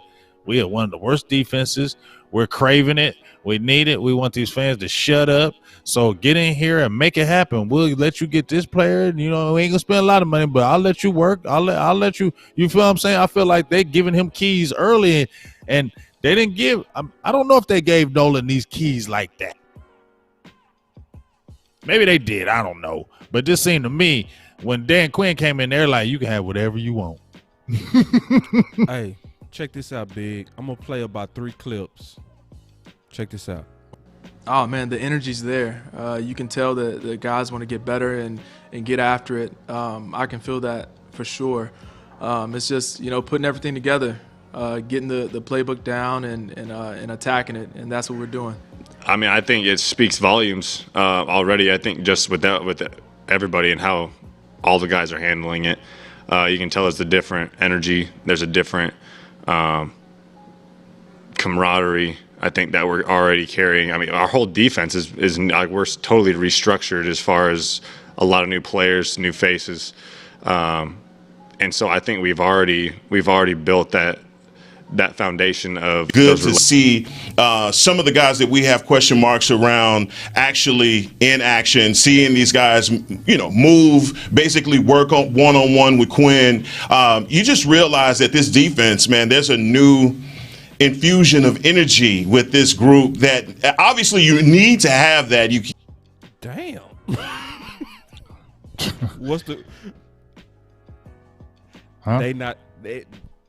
Everybody not lying, bro. You know what I'm saying? Oh, hey, let me give a shout out. We got a donation from Hassan has Austin, $24.99. Holla. Shout out to them. Hey ho! Shout out to you, Hassan Austin, for the $24.99. Holla. And keep on giving these likes up so we can get boss up on this thing, so he can get on these donation trains, man. JD said, but you right. Ain't lying. Everybody ain't lying. Everybody boss. ain't lying, bro. And they ain't all lying. And listen to how they're saying it, boss. They all saying it, bro. Listen how they're saying it, though. Yes. It's not like they're saying, yeah, I mean, it's different around here. I mean, right. No, I heard for passion. Sure. I heard, yo, this is different. We love this. This is what we've been wanting. Been wanting to get back to this. Yes, I hear it in their voice, like, yes, the camaraderie. Bro. Remember, I was telling you, Dan Quinn, he's about family. He's about bonding. He's about the locker room. Like, he's about that. And the Cowboys need that type of coach to be on their ass, but show them love too. You feel me? You can't be no distant ass coach with the Cowboys. And you see why I start kind of drinking that Kool-Aid, bro? A little bit, walking into the show. You know what I'm saying? Like, when I walked in the show and then preparing the show with you, and you listening to all these clips and you start seeing the pattern, like, bro, everybody's saying the exact same thing. Whether you're on the field, coaching, journalists, everybody's saying that energy look different. It looks different. And like Big said, they saying it all enthusiastically, bro. They not saying passion. It like they not saying like yeah. Like, I see a difference. Neil they're said saying like for sure. Right. LVE said we're going to be better for sure. That's what he said. Right. Dog, that's why I came in here sipping. I'm literally on the juice. I'm like, bruh, give me some. Give me some. Yeah, you're on the juice. No, I am, and I don't apologize because I'm seeing what they doing and I'm liking it, bro. And it's not just the rah-rah. It's the schemes with the rah-rah. It's the competition that's clearly here. When you put the competition in the building and you got everybody fighting for their job, that's why the energy different. One thing, and then and not just that. I'm not to cut you off. I apologize. You good. But not just that. I was just listening to Dan Quinn how he was saying like LVE, Jalen Smith, the Keanu Neals have taken Micah Parsons, have taken Jabril Cox. Yes. Even though that these guys are competing with them and for their possible jobs, they're not saying, "Oh, I ain't helping you because you might take my spot." No, they're like, "Hey, let me show you this to get better. Let me show you what we do over here." It's a lot of the veterans that are really helping the rookies. And I feel like the coach has bridged the gap with that to just, he may not say it, but just his infectious he said it, but I'm saying sometimes you don't have to say it, but just your infectious attitude and they see you hands-on and helping, then it makes the other person say, I want to help too. You feel me? Right.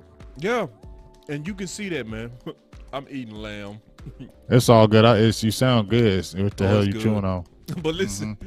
I'm about to finish up this chicken here in a second with these nachos. Say, listen, though. I'm sorry for that. I ain't mean to take that bite on that like that. But listen. No, man. That's as long as you ain't drinking interview. No drink, because you be drinking like you ain't drinking 2 days. I know. Now, check this. This the thing about the interview that you caught that I didn't put in there, but I wish I did because you talking about it now. What you just talked about. He called LVE and Jalen selfless. He said they are going out their way to help the young guys in a way that I haven't seen. that's not the nature of competition either. Being all the way honest. Nope. Especially when you somebody's gonna taking your job. And LV said, we already got the foundation built in terms of a brotherhood. It's already, the foundation is already here. We're a brotherhood. We embracing this competition in linebacker. That linebacker room a monster, bro. Like, ooh, like, you pretty much got almost, I think you got 4 first-rounders if you want to call Jalen the first rounder. You technically can, because he had a top 5 grade. He would have been a first. Yeah, he would have been a first rounder. He had a top 5 grade. So you got Jalen first rounder. You got LV first rounder. You got Parsons first rounder. And you got Neal. That room stacked. Then you got Cox, who you can say is a sleeper. And you still got guys that you don't know who still have talent. Luke Gifford has talent. He just been hurt. Yes. It ain't like Luke Gifford don't have talent, because we was like him a couple years ago. And it ain't like he little. He's 6'3", 245 too. Yes. And see, Troy said something. I'm going to take this comment real quick, because I was thinking like you. I'm off of this now. He said, if Quinn turns us into a 3-4, we're doomed. He not, bro.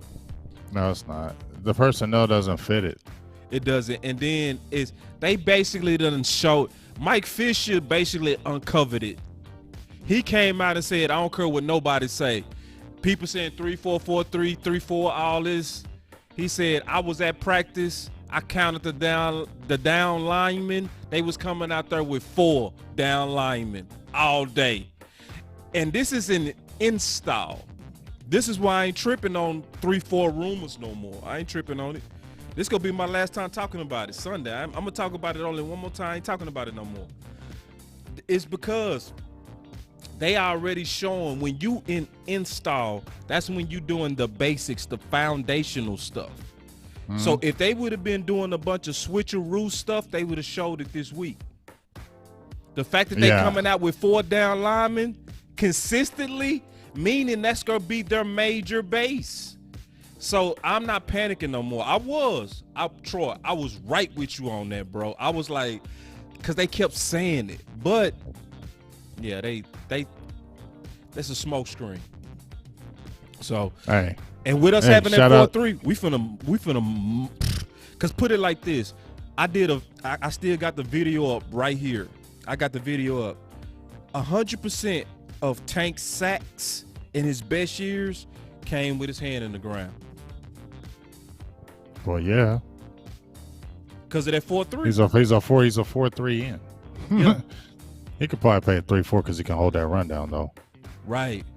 Because he can definitely do that. But, hey, let me give another shout-out to my guy Hassan Austin with another $24.99. Holly says, keep up the good work, bro. Been watching both of you guys for a minute. DC4L. Shout out to you, dog. Hey, ho! Appreciate my dog. Mr. Austin with the $24.99 holla. 2 back-to-back, smack your face, jab the face, all that good stuff. Shout out to you, big dog. We appreciate you. Absolutely. Thank you for rocking with us, and keep on doing it all through the year, because it's going to get only better. You seen that picture I posted on that page, didn't you? You seen that dope-ass picture I posted with Jalen, and Boss was right there like he was talking to Jalen. Feel me? Had the OC, had all kind of nations down there. That's what Boss do, man. You better get ready for this. Yeah, you better get ready for this. Boy. It's gonna be a good year, man. We just getting started. Listen, we just trust me. This last word thing, bro, this finna be the shit, bro. Yeah, man. Like, y'all just wait. we in the slow period, and it ain't gonna be baby slow. stages. Yeah, we're in baby stages. This a slow period. It's not gonna be slow. I promise you that. Like, we got a lot of football to cover. A lot. Good football too. Not boring stuff. Great stuff. But anyway. Hey, Marvin Price makes a good comment. Yeah, I want to read it. He said, boss, the best comment was find what players do well and have them do it over and over and over again, and you have enough LBs for that to work. That's a great comment. Great. And that's the truth, what he's saying, because like you said, and remember, because what he was saying, he was like, and when he was prefacing that, you like that word? Is that, I hope I said it right with how I said it, but prefacing that, because he was like, finding what those guys do good. And that's when he brought up Bohanna. Maybe I need him to plug right here. You got to do this good. Bradley and Nye. He brought up Bradley and Nye. Bradley, I think he wants to be. I think what he wants to have Bradley and Nye is probably what he wants to have Terrell Basham is that Leo position. Just rush the damn passer. Yeah. Just third down, just go. Yes. And when I tell you to go, be great at that. This is what you need to be great at. This is what you gonna do this year. You rushing this passer. You be great at this. And see, Big, what I felt so great about is everybody that me and you talked about as ideal 3 techs, he said it too. Because go listen to last week's show, we said Gallimore can play the 1, but he's an ideal 3. Now, me and Big was basically saying we was content if they put him at the 1. Like, yeah, make that work. He if he put on enough weight, he probably can handle that. We was both cool with that. No, go listen to Quinn interview. Quinn was like, nah. Talking about Osa? No, he talked about Gallimore playing 3. Oh, yeah. Yeah, Gallimore's going to be a 3. Yeah. Osa's going to play the 3 because I thought Osa was going to play more of the 1. But he was like, Osa playing that 3. 3. And everybody that we identified as the ideal 3s, Quinn see it the same. That means he's moving in common sense, bro. He not trying to force. He not trying to force chest. Yeah, Osa, bro. That was a good pick. Man, our 3 tech position is loaded. We that loaded. Was a good pick. And I like Gallimore too. I think Gallimore. Yeah, I'm excited about Gallimore. Yeah, I'm excited. We're gonna have a lot of ammunition coming at you. Oh yeah, that's gonna have a lot of ammunition coming at you. And then when you can plug the big boy in that Dallas hasn't had in forever, when you can just plug him in and spot duty, maybe you can plug him in for matchups. Because remember, if you listen, Dan Quinn talks about it too. That's where you got to look at that when we're talking about the game day squads. You know, when we look at defenses, you know how every week you play this. I feel like we're going to see Dan Quinn really looking at that matchup and say, guess what, Bohanna, you playing this game. Yeah. We're going to need big boy this game. So you're playing middle. It's going to really be looking at the matchups, and I think those were those guys that we saw that couldn't get that tick last year, going to get that tick this year according to matchups, because I think they're going to not sit there and say, this is what we are and that's what it is and this is what we're going to do. I think they're going to say, okay, that was working in the first quarter, but hey, let's switch up a little second. I feel like they're going to be the more versatile type, and I think that's maybe excites me as well, is that they're going to be ever changing. You feel me? Don't just say we're playing this defense all 4 quarters and that's it. Be ever changing. See how the matchups go. See what's working and change it. You can change it in game. Right. And see, Troy said, can we get Geno to play 1 tech? We talked about that earlier. Hell yes. I said, bro, that would put us over the top. Let him play that 1 tech. Just think about it. We got 3 super ideal 3s right now. Maybe 4, but definitely 3. Tristan Hill, super 3 tech. He need to play a little bit better, but going into year 3, he should. Yeah, because Fire's on his ass. Yeah, Fire's on him, so he go feel it. He training his ass off. Trust me. Yeah, Gallimore ran a 4.7, bro. Hey, now I want to say something before you finish that, boss, right quick. Have you noticed, or is it just me? I don't know who the strength conditioning coach is, but does everybody on that damn team look trim? Everybody look good, bro. Do they look good? Tyron Smith, Leo Collins, Zach Martin, Dak Prescott, Michael Gallup, Tony Pollard, Ezekiel Elliott. All these dudes look in shape, like trim, like Dak ain't never look like that. Go look at Dak looks slim. Yeah, look at Dak this year and look at Dak as a rookie. You could be like, you fat boy. Right, he looked fat as hell. As a rookie. Compared to now. Like yes, Dak, he's trim. Yeah, but the whole team is. Did you see Gallup? Yeah, Gallup is super trim, look like Slim Fit. Yeah, LVE look good too, man. Dog, like, they are working. They look the right way. Yeah, and guess what else? That boy, man, that boy breaking that shirt, man. Guess what else though? What's that? 100% attendance, OTAs. Yeah. Yeah. And that goes a long way. Some of the best teams, man, people that and see this is the truth, boss.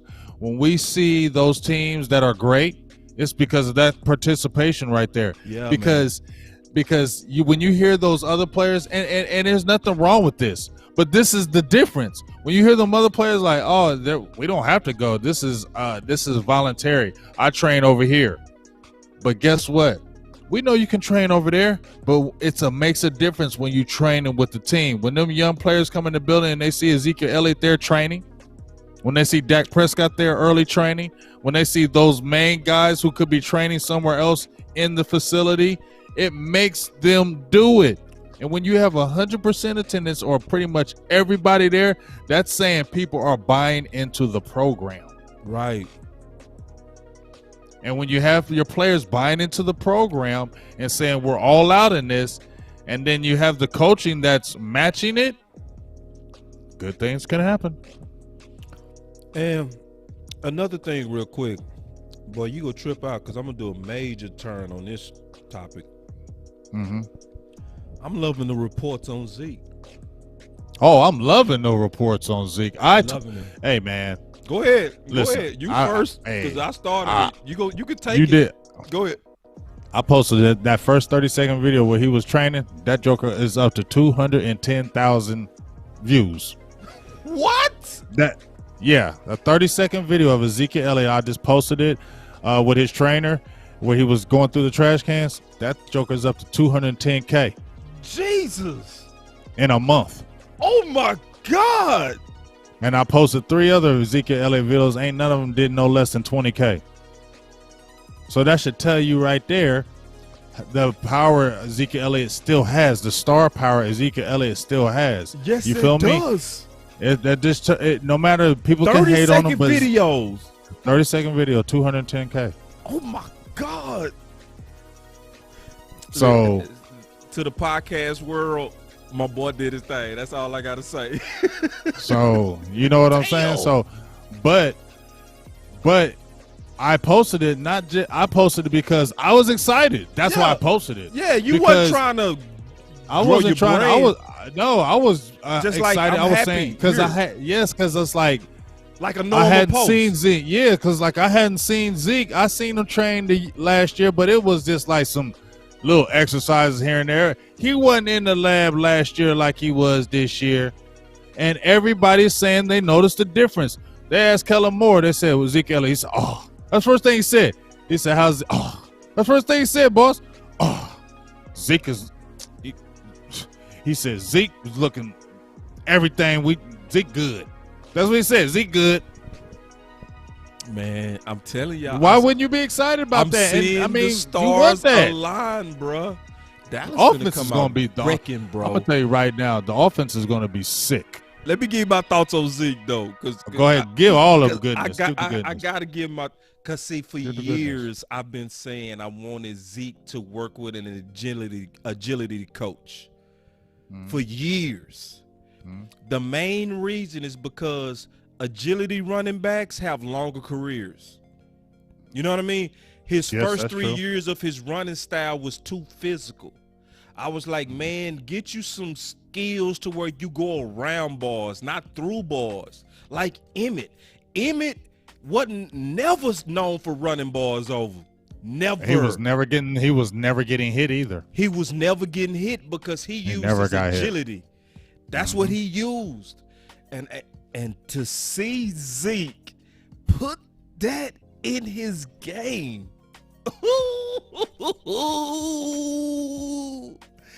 A Zeke that's concentrating on making you miss. I don't want to see at this stage of his career the Zeke that was willing to take on Chancellor. Yeah, I feel you. That's totally correct.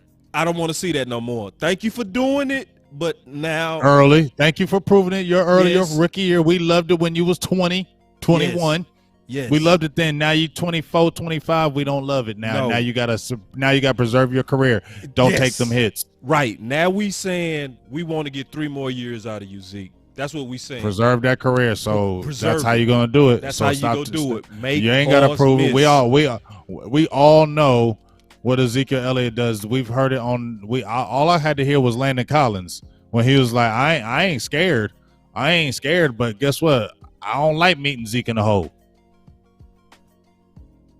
You feel me? Yeah. Those are guys saying, I don't like meeting Zeke. When you tackle Zeke, you getting hurt. He gonna run you over. Yeah. And we seen what he did to DeMonte Casey. Yes, he'll kill you. He broke him all up. Broke him up, bro. That's what he will do to you. Yeah, he broke that all up. But like you said, the good thing is now Zeke is getting smart and saying, I don't need to do that anymore. I need to get my agility back. I lost my speed. I looked a step slow. I look sluggish out there. I'm not standing for that. So that's what you should love about Ezekiel Elliott, because he's a very competitive kid.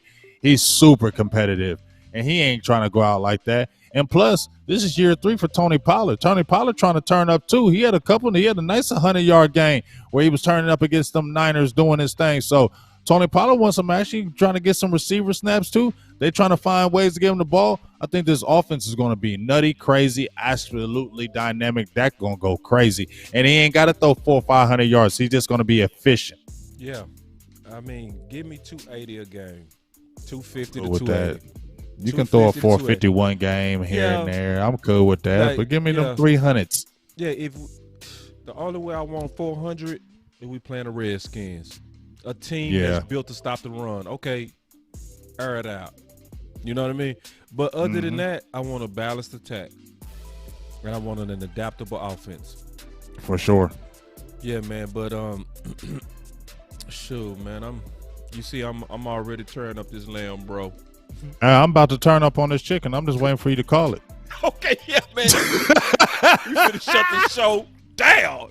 I thought you was shutting it down. I was just falling off you. We could keep going. Oh, we could, but no, man. I really want to really dig in. I'm not digging into this lab like I really want to. I know. I feel it. Yeah, bro. But I feel it. Y'all stay on the lookout for the whole Final Word family to come together, because we come together like we not lying about this. I know we've been saying it, but we got the I already posted a damn thumbnail. They ain't got no choice but to believe it. Oh, you did? Yeah. So it's what I said the future isn't coming, so I posted a thumbnail. So they ain't got no choice but to believe. Yeah. It is what it is. So, and I can't wait, man. Like me and you been rocking Saturdays for a minute. I can't wait to Law and the OC also in the building. I love that's gonna be fun. I love that Cowboy knowledge and energy. Like, you know, it's gonna be fun. Yeah, because I respect how you boys sword, and I know when we come together, even when we differ and we don't agree, it's gonna be good. That's the best thing. Yeah, it's gonna be good because we go all have good reasons why. You know what I'm saying? So y'all stay with us. Y'all gonna see a whole lot more of the Final Word. And we gonna keep bringing y'all this funk and this sauce, man. All right? Yeah, shout out to everybody that was in the building today. Shout out to everybody who was supporting the donation. Shout out to Mr. Austin for them donations. Shout out to the mods. Shout out to the subscribers. Once again, like I was saying before, Boss said he said he had a good week. I've been checking on his page, watching his subs go up, because we need to get him to that 1K. Y'all need to get him. Well, obviously, we want to get him higher than that. But we need to get my dog paid, man. Get him on this 1K so we can start getting them super chats on Boss, because you know Boss be bringing in that bread. So go over there. If you haven't subscribed right now, do yourself a favor and go hit that subscription button. It don't cost no daggone money. It's so free. It ain't no charge on it. And why wouldn't you do it? My guy is a beast. My guy is just super cool. Comes with great Cowboys knowledge. Always have a great time with them. Flows like no other. You see what they've been doing with the graphics. He helped put this thing together with this 4-man team, with the idea and the thought pattern and everything that's going on. You got to go over there and support this man, because this man puts in a lot of work. And he got jobs outside this and kids, man. This man does what this man goes hard in the paint. Y'all don't know how much work. Even when I was going and he did that draft, I mean, they put in a lot of work over there, man. So please go over there and hit that sub button right now. I better see at least 20, 30 subs in the next 30 minutes, because it can't happen. Get on over there and sub right now. Man, I sure appreciate everything you just said. And the last word real talk, dog. Say, that's real talk. The last word for me is I do believe in this defense. I do believe that they're going to come out in the 4-3. I do believe that this is getting ready to be between a top 10 defense and a 15, 16 defense. The days of us being in the 30s are over. Yeah, the only way we would go too. back to that would be massive injuries, and that can You happen. can't. Yeah, it can't get worse the way it was last year. It can't. Yeah, It gotta go. It gotta get better, and it's gotta get better. Yeah, it's got to be. So, I've heard enough. I went through the OTAs. I know that I'm certain they're smoke screening on the 3-4. I love what Quinn is saying in terms of taking guys and putting them where they're going to play best. I believe him. I do. The fact that he's been coaching this 4-3 for the last 10 years. The fact that we invested into some big guys this time with Urban and Biana versus those cheap seat guys that we used to get with Rod, but we made that work. So I feel good about it, man. And I just feel like with a mid-level defense, don't let us get a lot of turnovers, man. We're going to win 13 games, bro. That's going to be the key, the turnovers. The turnovers. Yeah, if we get a lot of turnovers, we going to win 13 games. But if we just a bend don't break, we'll win 11. You know what I'm saying? But, hey, as I said, at the end of the day, you can have a team run up and down the field all you want, but it's about are they scoring points. You can have a team roll up 500 yards on you but only score 6 points. Yeah. You beat them. So don't nobody care. You drop 500, but did they score? Right. Yeah. Red zone defense is going to be huge. So super huge. I think red zone defense is going to be huge. We're about to see. I'm excited to see. About it. Like, I'm ready for camp. Yeah, for real. I think camp gonna be a fool. So y'all Camp stay gonna with us, be a man. fool. We got a lot of good shows coming. Like we just make sure you all get to camp because we're gonna figure out a way, boss, to figure out a way that when we're at camp, in Cali, because me and Law gonna be there, so we gotta figure out because we were doing live, so we gonna do live shows. We gonna have we ain't gonna tell the whole world what we gonna do, because people copy what we do. That. But it's we already, talked about the equipment. I got the equipment, everything we need to be first class like we are now, but out there is already in the works. You know what I mean? All right, cool. So we go get that popping, and a whole lot more stuff popping. But we ain't telling y'all no more. The rest, you gotta like and subscribe to know what's going on over here. So make sure you following everybody. Law, Big Game James, Boss Cowboy Sports. Yeah, get them. Keep on getting them subs off mine, man, too, because they've been going nutty. I want to just give a shout out. My bad, boss. You good? I just want to give a shout out to all the people that have been subbing. I think, I think we got like almost 1,000 subs in a month. So that's just really dope, man. That's dope, I really appreciate the support, man. I've been putting a lot of work on the videos and the shows. I just really been putting a lot of work on behind the scenes. Yes, with the videos, a lot of time but I really appreciate, man. Forever grateful for that because people don't have to do it, but let's not stop there. You feel me? We're going hard. Let's go even harder, especially with the season grade to come up. Let's take it to the top and let's do it with all our channels, man. Let's take it to the top. You feel me? We can't go to the bottom. We got to go to the top. All the way to the top. All the way to the top. I'm hitting that button now. Don't leave, James. All right. All right. Peace.